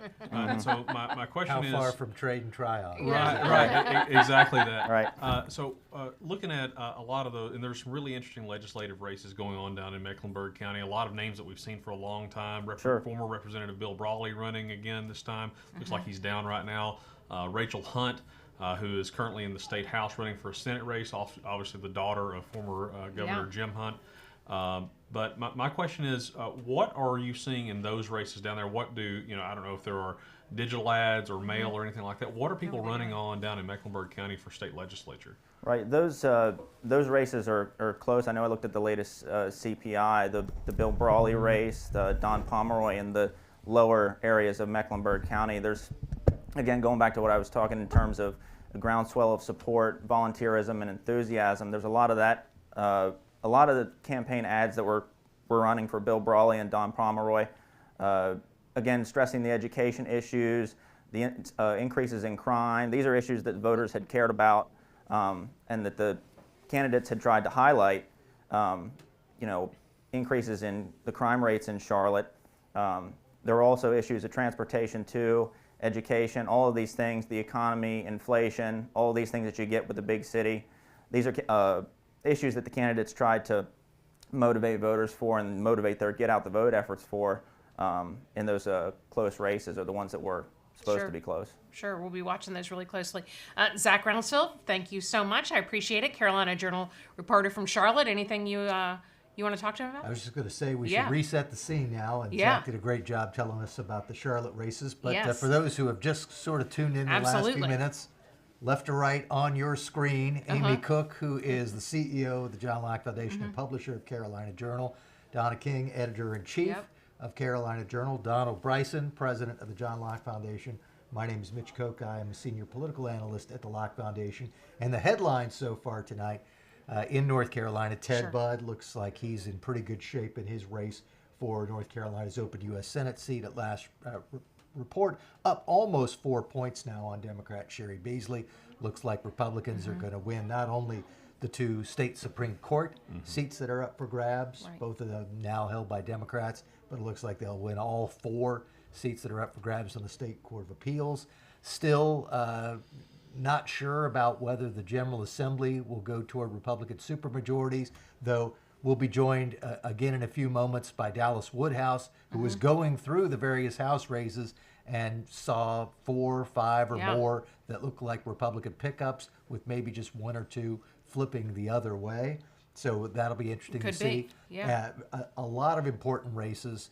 Just wanted to give people sort of a reminder of where things stand as we get into hour number 4 of our coverage. Sure. Now, Amy's been tracking a lot of the national races. These Pennsylvania, Colorado, some of these Ohio, some of these big ones that we're watching to see whether Republicans take the House and take Senate. We're paying attention to that. 218, I think, is that tipping point. Yep. What do you think? What do we have? So right now, and I'm looking at the Wall Street Journal for those who want to follow along at home. I'm looking at the Wall Street Journal, but I want to say something before we get there. Yes. Got a couple of texts, or actually a couple of emails from a viewer who happens to be very close to the Locke Foundation. Wanted to compliment the production quality of tonight's live streaming, and I would as well. It's been absolutely phenomenal, but also wanted to compliment both Donna and Mitch. So Mitch and Donna, you guys have done a fabulous job anchoring this whole thing and putting it all together. Well, thank you. And of course, Rolf, who's running the board over there. Ralph Sierra, Bill Capps, Greg DeDoug, Brooke Medina, who's been getting people to and from where they need to be. Renee with all the great, we just have a phenomenal team. Yeah, it really is. So it was a total team effort, but I wanted to let you guys know first that. Okay, so let's go to national, and I want to get Dallas's take on a couple of things. So right now, this is what the they have neither party has actually has gained a seat in the Senate. Really? So everybody is where, as of right now, but I'll go through a couple of those with you.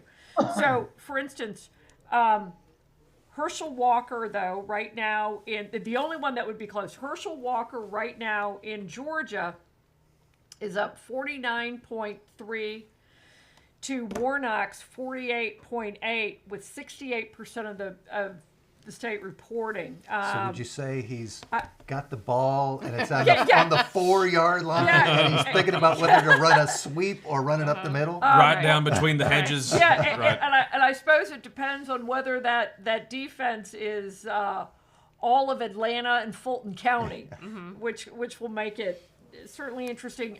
Pennsylvania, not that close as people had thought at this point, but there's only 46% reporting. Fetterman is up 51.67 to Oz's 45.97. So that's And looking at those numbers, I was on the Pennsylvania Board of Elections website earlier because that's what you do on election night. right. You look at everybody's. And the bulk of Fetterman's votes have came from the mail-in ballots. Just so many were from mail-in ballots, and it's interesting. We don't do that in North Carolina, where you can differentiate what's what, but they do that in Pennsylvania, and you can see they got this on election day, and they got this from the mail-in. And the so mail-in we'll is what see. has been counted. That's right. And And remember, he is sued to have mail-in ballots count even if there's no date on them. No Even if date there's or misdated. Yeah, misdated something. Yeah, or past the date. So there's that. New Hampshire was another one they were looking at, and actually, but they have been stuck at 29% reporting for the last hour. So I don't know what they do in New Hampshire, but It's so cold they can't count. You would think they'd have it down by now, though. Eating some syrup-coated pancakes or something. Wisconsin's very close with Mandela Barnes up by about a 1.5. Only 48% reporting. I suspect that will change. I still will have to believe that Ron Johnson's going to win that. Ron Johnson being the Republican and Mandela Barnes being the Democrat. So those are all holds. With the Fetterman would be a pickup if that lead were to hold. Fetterman would be a pickup in Pennsylvania. If the Walker one holds, Walker would be a pickup in Georgia. So you're at a net zero. Right. Then you get down to Arizona. Arizona, I think, is only a reporting. This is probably mail-in or early voting, and Mark Kelly is up by significant. Let's say about 14 points, maybe 15 points over Blake Masters, but that's early. Kerry Lake is behind Hobbs, but I don't think those will hold. I'd be shocked. Now, here's one. This is a hold for Republicans. J.D. Vance is up by 9, almost 8, over Tim Ryan with 70% reporting. That's significant. So it looks like J.D. Vance will hold on to that seat. Wait, who vacated the seat in Ohio? It was Portman's seat. Yep, that's right. That's right. It was That's Portman's right. seat. Yep. So it looks like that one's going to hold. But I want to bring Dallas in if he's got any comments on anything. I should mention this. Rubio just absolutely crushed Val Demings, Right. and when you get to governor's races, wasn't even close between Charlie Crist and Ron DeSantis. I think I'll have to pull that one up. I think last I looked at that one, it was almost, here it is. That was 20 points. Wow. That's a lot. And Greg Abbott reelected in Texas. I don't know what Beto O'Rourke's going to do for a job if he's in I know. He'll have to find another something else to run. Sure. And lose. Right. Apparently he and All right. Stacey Abrams both. Yeah, and Dallas, you have some calculations. You've been crunching some numbers over there. Tell us what you got. Well, just talking on the national front, I mean, I think you tend to see these things go in one direction. I mean, it seems like to me that Walker will probably stay up. Pennsylvania, I mean, I mean, 49 is sounding like a good round number in the number of states we ought to have with the way these people run elections up there. You know, I don't know what's going to happen, but it seems like to me there's a path for Republicans to have the majority. You know, Mark Kelly, I think in the end is going to go down. Republicans are going to win Nevada. I think they'll eventually win Georgia. It may take a runoff. I think that, you know, I have no idea about, you know, New Hampshire, and who knows what happened in Pennsylvania. We may have conducted the 26 elections before we know. What are you seeing in the state House, state Senate? So y'all ain't gonna believe this. Okay, hit me. As of now, and I'm not sure I see this changing. Okay. Republicans will capture supermajority in the Senate with exactly 30 seats. Wow. And Republicans will fall 1 seat short, landing on 71 members in the Republican caucus in the state house. Is as I see it right now, and the rate, you know, that last seat that Republicans would need to win just does not seem to be there. You know, Jim Blaine said on the radio the other day that he thought there was somebody out there, I don't know who it would be, that there might be a possibility of a party switch. I certainly wouldn't count on that. Brian Echevarria is down 1,000 votes with just 2 precincts left. He's not going to make that up. I'm trying to find that 72nd seat for Republicans, and you know, it looks like Bill Brawley is not going to be there. You know, the remaining seats do not look particularly close to me. Now, John Bradford has gone up over Christy Clark. Now, I don't know if that changes the calculation. I'll have to get back. Now, one thing that might change, if you don't mind me jumping in, one thing that might change, if you look at Southern Wake County is important in a variety of ways right now in North Carolina elections. One, the bulk of the votes that are still outstanding in the North Carolina 13th Congressional District, with currently Wiley Nickel leading Bo Hines, are in Southern Wake County.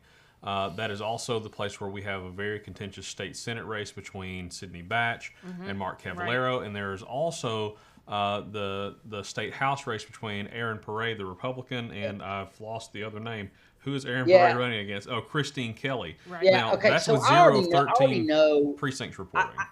So I've already had Aaron Paray's numbers called into me. So Aaron Paray's going to win. And so there's not another state house seat in that batch. You know, and look, I would never trust my math, but by my mouth, that still leaves Republicans at 71. Yeah, what do you think, Mitch? I think we should step back and remind folks who are just joining us or are just following this piece of the discussion. What we're talking about is what are the numbers going to be for Republicans versus Democrats in the State House and Senate. It's clear Republicans are controlling both chambers. That's not going to change. Yep. Republicans will control both chambers of the General Assembly. But will they get to the point where they have enough numbers for a veto-proof supermajority, which would fundamentally shift their relationship with Governor Roy Cooper? The first 2 years of Cooper's first administration, Republicans still had supermajorities. He vetoed 28 bills. They overrode 23 of the vetoes because they basically just said, thank you, Governor, we're still going to do this. Yeah. Once they lost supermajorities in the 2018 election, Governor Cooper continued to veto bills. Since then, he has vetoed 47 bills. Every one of those vetoes has been sustained. So what we're talking about is, and what Dallas has been meticulously going through, is whether Republicans would be able to win 72 seats in the House and 30 seats in the Senate, both of which would be 3/5 majorities in the chamber, which is what they would need to be able to, with Republican votes only, override a veto. That's why this is so significant to people who follow these things closely. Sure, and that's what Democrats have really made that a centerpiece of their races, saying, we're not going to take over, we're not going to get a majority, but we want to stop a supermajority because they want to keep Cooper able to, flush, veto, whatever, anything that a Republican General Assembly puts on his desk.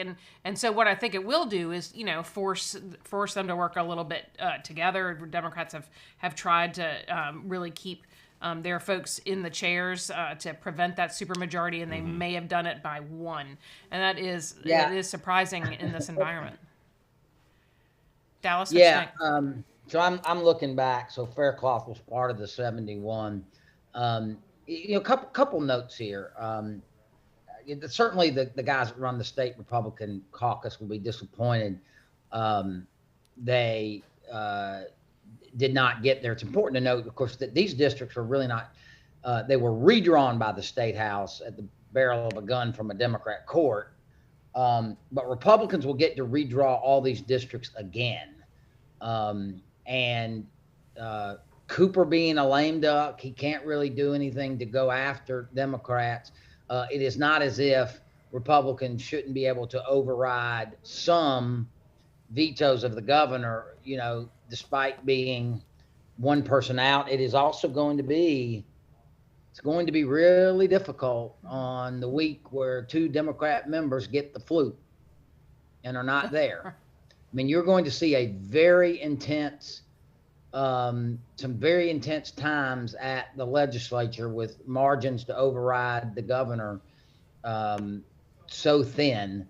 But there's also some opportunity for some Democrats to cut some deals. What we do know is that Republicans are going to apparently have 30 seats in the Senate, 71 in the House, be 1 seat short of being able to override vetoes in the chamber, but also the power to redraw the districts and a court that should approve them. So, while Cooper didn't get complete lame duck status tonight, he has been put in a very difficult situation. And, I predict they will not be able to keep him, keep every race, keep every veto from being overridden. The dynamics from Raleigh are still going to change, Sure. because of the court, because of the numbers here. Just looking back, Bud, I don't know whether the national networks have called. They should have long called Ted Budd. He's up by 5 points. He is headed towards a win that matches almost exactly the 6-point, the 6-point Real Clear Politics average. Just to note that if Ted Budd wins by 6, he will have won. That will be a bigger winning margin than the last 3 U.S. Senate races in North Carolina. And you have to go back to 2010 when Richard Burr beat Elaine Marshall by 11 points. In the 1st congressional district, Don Davis now leads Sandy Smith by 15,000 votes. That's probably enough. There are 17 precincts remaining. Scrolling down here, Kathy Manning is up 20,000 votes with 35 precincts left. I'm sure that's enough for her. So they're not going to be. I'm a little surprised at that. I thought with these numbers there might be some surprises in some of the congressional races. This now has Bo Hines down 8,000.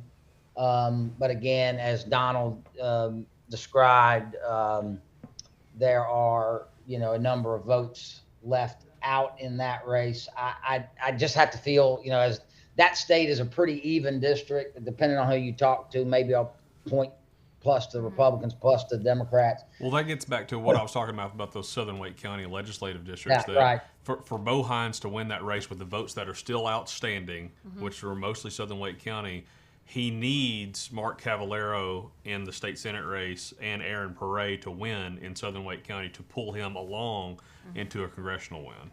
You know, and it's interesting. So nationally, on these House races, this is why, you know, the Bo Hines race is so, you know, looking at that so closely. Obviously, Sandy Smith, Don Davis in one, and then possibly, you know, an upset of Kathy Manning, which doesn't look like it's going to happen. Right now, according to the Wall Street Journal, so if you remember, the Republicans need 5 seats in the U.S. House to regain the majority. So far, we're only at 10 o'clock, well, 10:30 Eastern time. So there's, you know, a whole lot of places that haven't counted yet. They've picked up 2. And I have a that's a good feeling point. that people would have thought that they would have picked up a few more by now. Right. Mark Elias is expecting a big bonus. Yeah.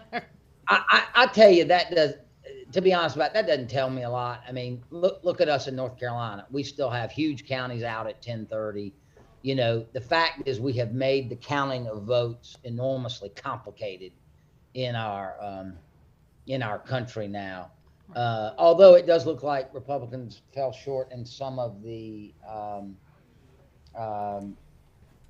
Republicans have fallen short in some of the Virginia precincts that have, or in the Virginia districts that have been counted, but Republicans are going to get the House. I mean, you know, and they'll get it by a wide margin. Right. Well, and some of the precincts are just closing now in other parts of the state. I'm not certain Or the country. I'd say a wide margin. I think that I don't know that we know that yet. They'll get it. I'll guarantee you they'll get it by a wider margin than the Democrats control it now. That is true. That's probably very, very true, because they only So just have so it you by know, 5. in the Wiley Nickel Bo Hines race, there are still rough 49 precincts left in Wake County. Oh wow. To report. So a lot of outstanding vote there. I'm flipping over here to Johnston County. Bear with me 1 minute. One interesting result tonight: Jackson County, the home of Western Carolina University, has elected its first Republican sheriff in 96 years. Wow. Huh. Wow. Well, now remember, all 100 counties have a sheriff on the ballot tonight, so we really haven't talked much all- about all- it. Yeah, we No, haven't actually- gotten to sheriffs at all. Sure. And of I'm course, a big one surprised is with Wake County. the wife of a You're right. former sheriff. Yeah. Gosh, I said it out loud. Sure. We're going to recap real quick. So Ted Budd, of course, leading Sherry Beasley 50.9 to 46.9. So it seems like that race is pretty close to over. And coming in, actually, and I will say, coming in right at about what you polled and predicted. And I think that's really interesting because you were one of the few people that called that number in some of our polls with Signal, and it's coming in right about what you said it was going to do. It's pretty darn close. That, and I'll put in a plug. Also, if you look at the state Supreme Court races, we had Richard Dietz up by 6, Trey Allen up by 7 in those 2 races. It looks like they're each up by about 5 and 5.5 each. Again, as we go, there's this red surge in North Carolina that Republican votes inch up. It looks like we're going to hit right about where the Civitas poll came in on those state Supreme Court races. There's something to be said for that, because polling is an art and a science, and a lot of people were doubting the quality of polls after 2020 and 2016 and whatever. But these are coming in pretty close to what we saw. Yeah. Let me jump in here on one part about that. Again, I'm doing some rough math. So one thing that appears to be happening to me is, you know, the Civitas polls, the lock polls showed all year that the Republican judges were running about 2 points ahead of Budd. It looks like that, not that the judges came down, but Budd went up to their level, and they're pretty even now. I mean, it's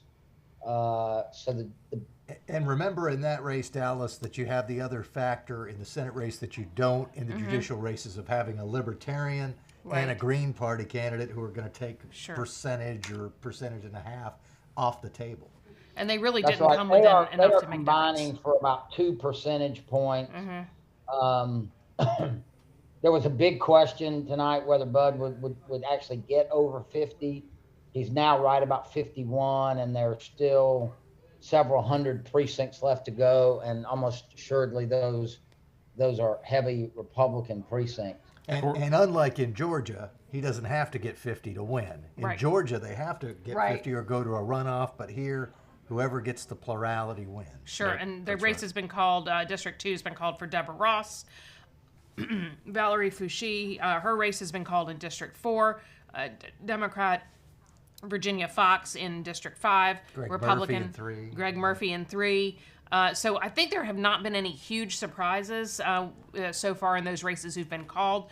Of our 14 districts that were judge drawn, we've talked about that before. They were drawn by a judge, probably only for this for this election cycle. Right. The only real competitive one that was on the table was District 13 with Bo Hines and Wiley Nickel. Still watching that race pretty quickly. I'm going to steal a line from Yeah. the great Jim Blaine. Okay. These are toilet paper congressional districts. They are good for Use them one once and use throw only. away. Yeah. One use. Right. So, well, we're watching the District 1. You know, that was a gimme for Don Davis. It may end up being so, but I think Sandy Smith probably surprised him a bit, gave him a little bit more of a run for money. Hey, and it still could come out in her favor depending Sure. on how those final precincts play out. But I want to touch on a point that Dallas made earlier that's very interesting. If it does turn out that Republicans have 71 seats in the state house and are 1 seat short of a veto-proof majority, it really is going to make it interesting for the Democrats who want to take a day off Right. or who are feeling a little sick. It brings back to mind in 2003 when the Republicans and Democrats were split 60-60 and were trying to vote on a speaker, and poor Democrat Donald Bonner had to be there day after day after he had gone through brain surgery. He was sitting in his seat every day until they finally elected a speaker, and then he could leave and go take care of his ailing brain. Man, that is That's right. Well, and by the way, that is, you joke about that, but that is actually something that'll cause Democrats to come to the table, you know, Right. and work with the Republicans on some of these things, because it is, I mean, these sessions go forever too long. We need session limits in North Carolina, but I mean, you know, they'll come in January and they'll be here till August. I mean, the idea that you could pass a bill and it be vetoed, and, you know, day after day after day, you know, just waiting to pull it up. And, you know, Republicans, they're in charge. They have 71 seats. Mm-hmm. They're going to press their advantage when they can get it. Right. The District you 9 know. with Richard Hudson and Ben Clark is a little closer than I thought it was going to be. So Richard Hudson's still ahead, though, 56.7 to Ben Clark, 43. Richard Hudson, I think, is well known. He's assumed some leadership roles in Congress. I think if we see Republicans take the House, which it looks like we're going to, I would anticipate that he will emerge as a committee leader or in some other leadership role in the caucus there. He's really made a name for himself in recent years on Capitol Hill. Yeah, he's been in high-profile positions, and Ben Clark is a Sure. strong candidate. Yeah. He has positioned himself well in that district. He tried to get a district as good for himself as possible. Okay, guys. Sure. Okay, the precincts are in. Republicans have a supermajority in the state Senate. The precincts are in those districts, and Hannig and Michael Lee. Republicans will, in fact, have a 30-seat to 20-seat supermajority in the state Senate. Okay, All right. Next best question is, what kind of suit will Bobby Hannig wear to celebrate that, in his fact, victory? is the pressing question. Yes, of course. All right, so we've got a supermajority in the state Senate at this point. Looks like 1 seat short, maybe in the House so far, although not everything's in at this point. You've been watching some of the national races, Amy. Would tell us, give us an update. So Georgia, 72% reporting. Again, could be Fulton County that's outstanding. Who knows? 49.43 for Herschel Walker and 48.62 for Raphael Warnock. Wow. So that's the other one that has tightened up a bunch is Pennsylvania. Fetterman and Oz, 56% reporting. It is 50.5 for Fetterman, 47.1 for Oz. That was a significantly larger gap It before. really was. Arizona still hasn't changed much, but they only have 40% reporting as of right now, with Mark Kelly up 56.09, Masters 41.57. Go New Hampshire! They finally are at 35% reporting. Somebody ate their syrup. That's right. That's good. Or drank their syrup. Exactly. That was one that I would call it. It was one of those. If you remember, Democrats poured a lot of money into getting Baldock over the finish line for the primary to be the GOP candidate, because they thought he would be a better candidate to run against because he is a Trump supporter. That may have panned out for them in New Hampshire. Maggie Hassan's up 54.42 to 43.44, but there's only 35% reporting, so take it for what it's worth. Right. Okay, Wisconsin keeps going back and forth. Just a minute ago, Ron Johnson was up by about a half a percentage point. Now he's down by let's call it 0.3 of a percentage point. Mandela Barnes, the lieutenant governor in Wisconsin, is right now has the lead. It's by just I don't have the raw vote total right now, but 58% reporting. And J.D. Vance is running away with the Senate race in Ohio. He's up almost 54% to Tim Ryan's 46%. Boosting the Senate's membership of best-selling authors. Yeah, right. It's true. Rubio was called ages ago. He 90% reporting. He's beating Val Demings by 16.5 percentage point. And it's getting to the point that I'm not even sure Florida's a swing state anymore. Yeah, right. No. Like, stop calling it a swing state, right? To that, Definitely not with. It's definitely not a swing seat with Ron DeSantis there. Oh, Right. yeah, Right. he won by 20. And then Colorado, people thought that Joe O'Dea would do much better than this.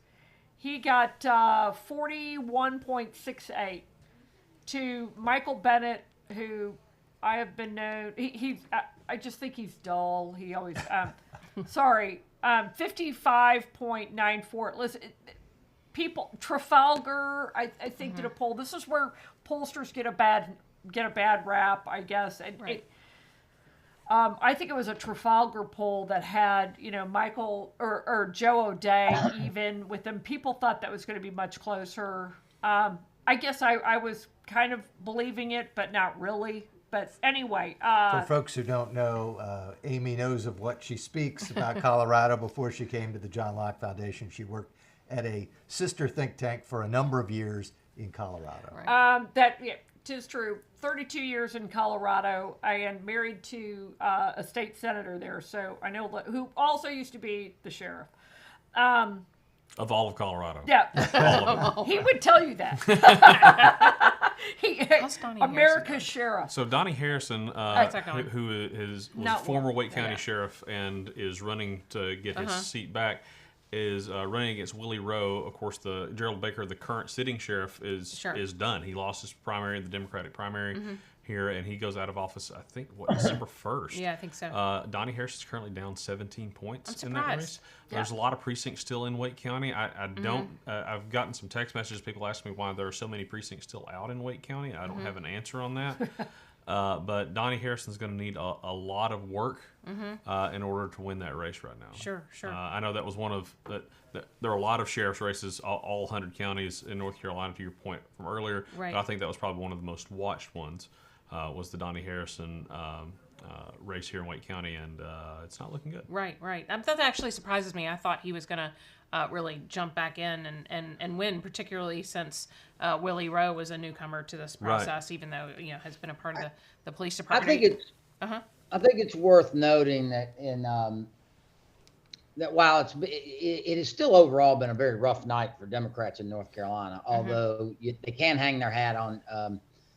While I think the state Senate is over, I've been back through the House races, and there just doesn't seem to be one more seat for the Republicans. So it's going to be at 71. We'll see how much it matters in the long run to be one short of a supermajority. Things are still going to change. They lost the courts, but I do think Democrats continue a resiliency in Wake County. I mean, it's important to remember that this is where the headquarters of so many liberal left-leaning organizations are, and get out the vote operations. That they basically still, as of now, I did think Republicans would pick up an additional legislative seat or two in Wake or the sheriff's race, and it does not look like that's going to happen. It looks like they will have Aaron Pare, and that's it. And that is the difference. That is the difference in having a little wider margin. And I want to make a prediction to my friend Mitch. Mitch and I split up writing about the courts here. Is Mitch still with us? I am. Oh, yeah. All right. So as we close tonight, technically, with the Republicans winning 4 seats in the Court of Appeals. First of all, that's with the defeat of Darren Jackson, that's a big former one. State House minority leader, who's gone to the Court Yeah, of Appeals. but He's there's going a to lose this catch. race. Oh, there's a catch.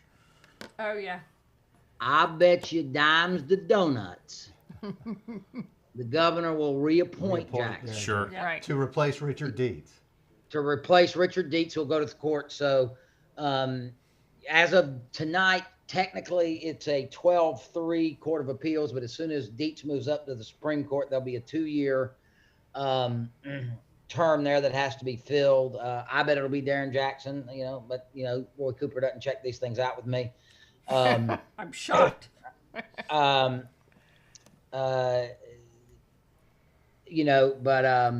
So but the overall is that the Republicans pick up 1 or 2 seats on the Court of Appeals, so it will be an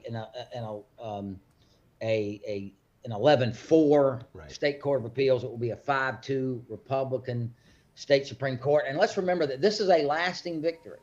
The next 2 seats that cycle up for Democrats on the state Supreme Court are the 2 seats that they have. So Republicans are in position to control a majority of the North Carolina Supreme Court through not the upcoming presidential election, but through the next presidential election in 2028. Yeah, at the very least, Republicans are guaranteed, if Republicans win both of these seats tonight, and it looks like they very well will, that they are guaranteed a majority through 2028. Now, Chief Justice Paul Newby will be forced to retire under state law. He'll hit 72 and a half years of age in 2027. Will have to retire. But even if there's a Democrat governor and he appoints a Democrat justice to the Supreme Court, Republicans will still have a 4-3 majority in that case. And it's also important to note, Dallas. Republicans should have enough votes to extend the age requirement to allow him to fit. That is a statutory requirement, not a constitutional one. That's right. I think we're going to see. And Dallas knows this the legislature figure a way that Newby can finish his term in 28. Dallas knows this well, but also both of those seats that would be coming up that the Democrats will continue to hold were won under interesting circumstances. The one was in 2016 when Michael Morgan beat Robert Edmonds. That was a race in which there was no party label on the ballot. That's right. And Morgan's spot on the ballot was the spot where all the Republicans were in the Court of Appeals races. So there is at least some strong speculation that Morgan won that race because people thought he was the Republican. Then the next election cycle, Anita Earls won when, because of some other interesting curiosities in the election cycle, you ended up with the general election that had a Republican, a Democrat, and another Republican in air quotes, because he wasn't really a Republican. He was just there to take some votes away from the Republicans. So both of those seats were won under unusual circumstances, not because people really showed a strong interest in voting for a Democratic Supreme Court justice. Sure. Really interesting. Well, we're coming here to the end of our coverage of the midterm elections, election results for 2022. I really feel like we've been able to dig down deep and cover some of these races that you may not see other places.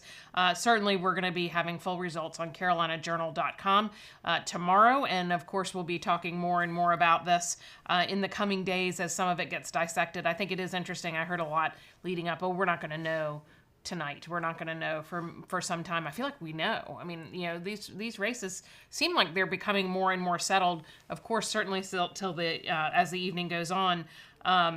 Don Davis still leading Sandy Smith in District 1. Deborah Ross is called. Democrat Deborah Ross called in District 2. Greg Murphy called that race Republican in District 3.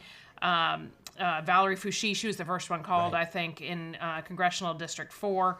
And Virginia Fox, Republican, the incumbent in District 5. I think we'll see her rise to a leadership role in Congress. Likely, I think they still are making leadership decisions, but she will likely be, I think she's the favorite to chair the Committee on Education and Workforce Development. And then I believe Patrick McHenry is also the favorite to chair House Financial Services Committee. Now, remember, David Rouser also came in as a freshman a few years ago and chaired a subcommittee, which is just unheard of, chairing that. So he will likely have either a vice chairmanship or subcommittee chairmanship with House Agriculture. So North Carolina, with a Republican majority in Congress, will really be elevated. Yeah, I think we'll see Richard Hudson land somewhere, too. He's really involved in veteran affairs and energy. Yeah, and energy. Well, North Carolina has a really powerful delegation that'll suddenly become, top of the list in some of these places. So a couple other things with that. I think it's important to note that North Carolina will send 5 new members of Congress to Washington. Yeah.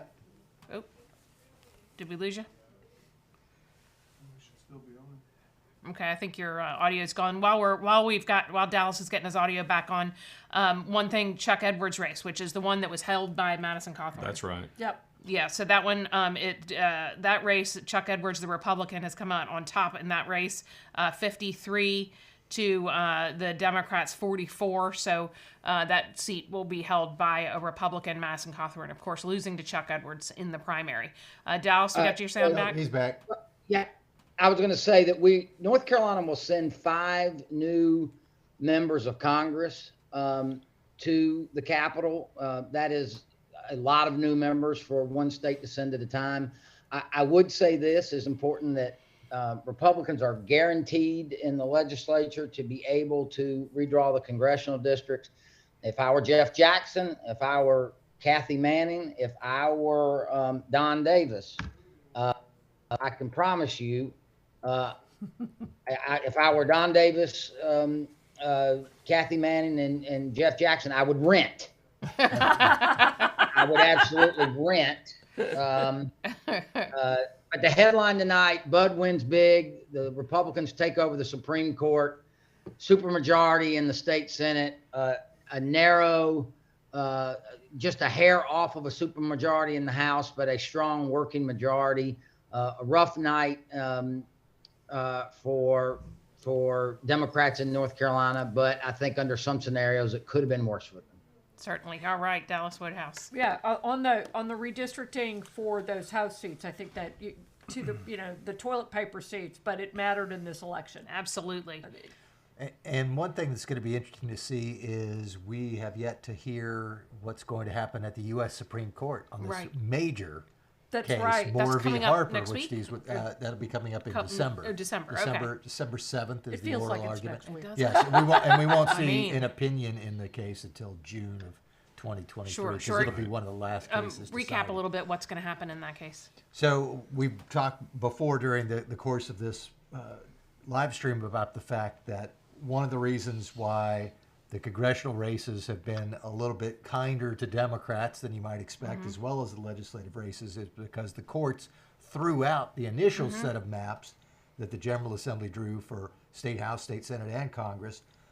When the General Assembly redrew the districts, the courts accepted the maps for State House and State Senate, threw out the congressional map, drew their own map with the help of some special masters who were helped by some ideologically driven helpers. Right. And so the Bob leadership, Orr.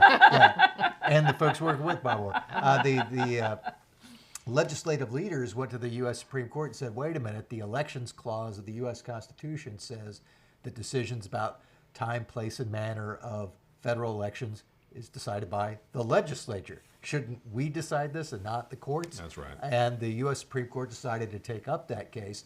It has become a cause on the political left who members of the political left say, wait a minute, they're trying to use this case to set it up so that Donald Trump can throw out presidential electors in 2024 and be reelected. That's not what this case is about. No, it's it's actually about whether a state Supreme Court could use vague language within the state constitution to throw out a congressional map. And that's going to be what's decided in this Moore v. Harper case. Oral arguments December 7th, decision next June. Right, because the interpretation is the argument that's been brought up on the independent state legislative doctrine actually allows for self-governance for the people. The people can determine their own election types through referenda through this interpretation. It's just that the judicial branch itself and the executive branch are not legislative in nature, and so they can't do this, but the legislative branch and the people themselves can. Amazing. So we've had some fantastic coverage. Thank you all. I really appreciate it. Some great people in the John Locke Foundation offering their analysis. I thank you for sticking with us through this evening. Really interesting headlines for tomorrow. You can see it all on CarolinaJournal.com. I'm Donna King, the editor-in-chief of the Carolina Journal. Thank you, Mitch Kokai, and of course Donald Bryson and Amy Cook. Amy O. Cook, the Amy right O. Cook, AOC. the right AOC. That's absolutely. What happened with the wrong AOC? Yeah, right. I assume she won, but We'll I have to don't look know. that one up next. She's looking to take the drapes down from her office as a member of the majority, and going to be relegated to a basement office. Oh, lots more to come. Lots more to come. Thank you for sticking with us here on the 2022 election returns for the midterms.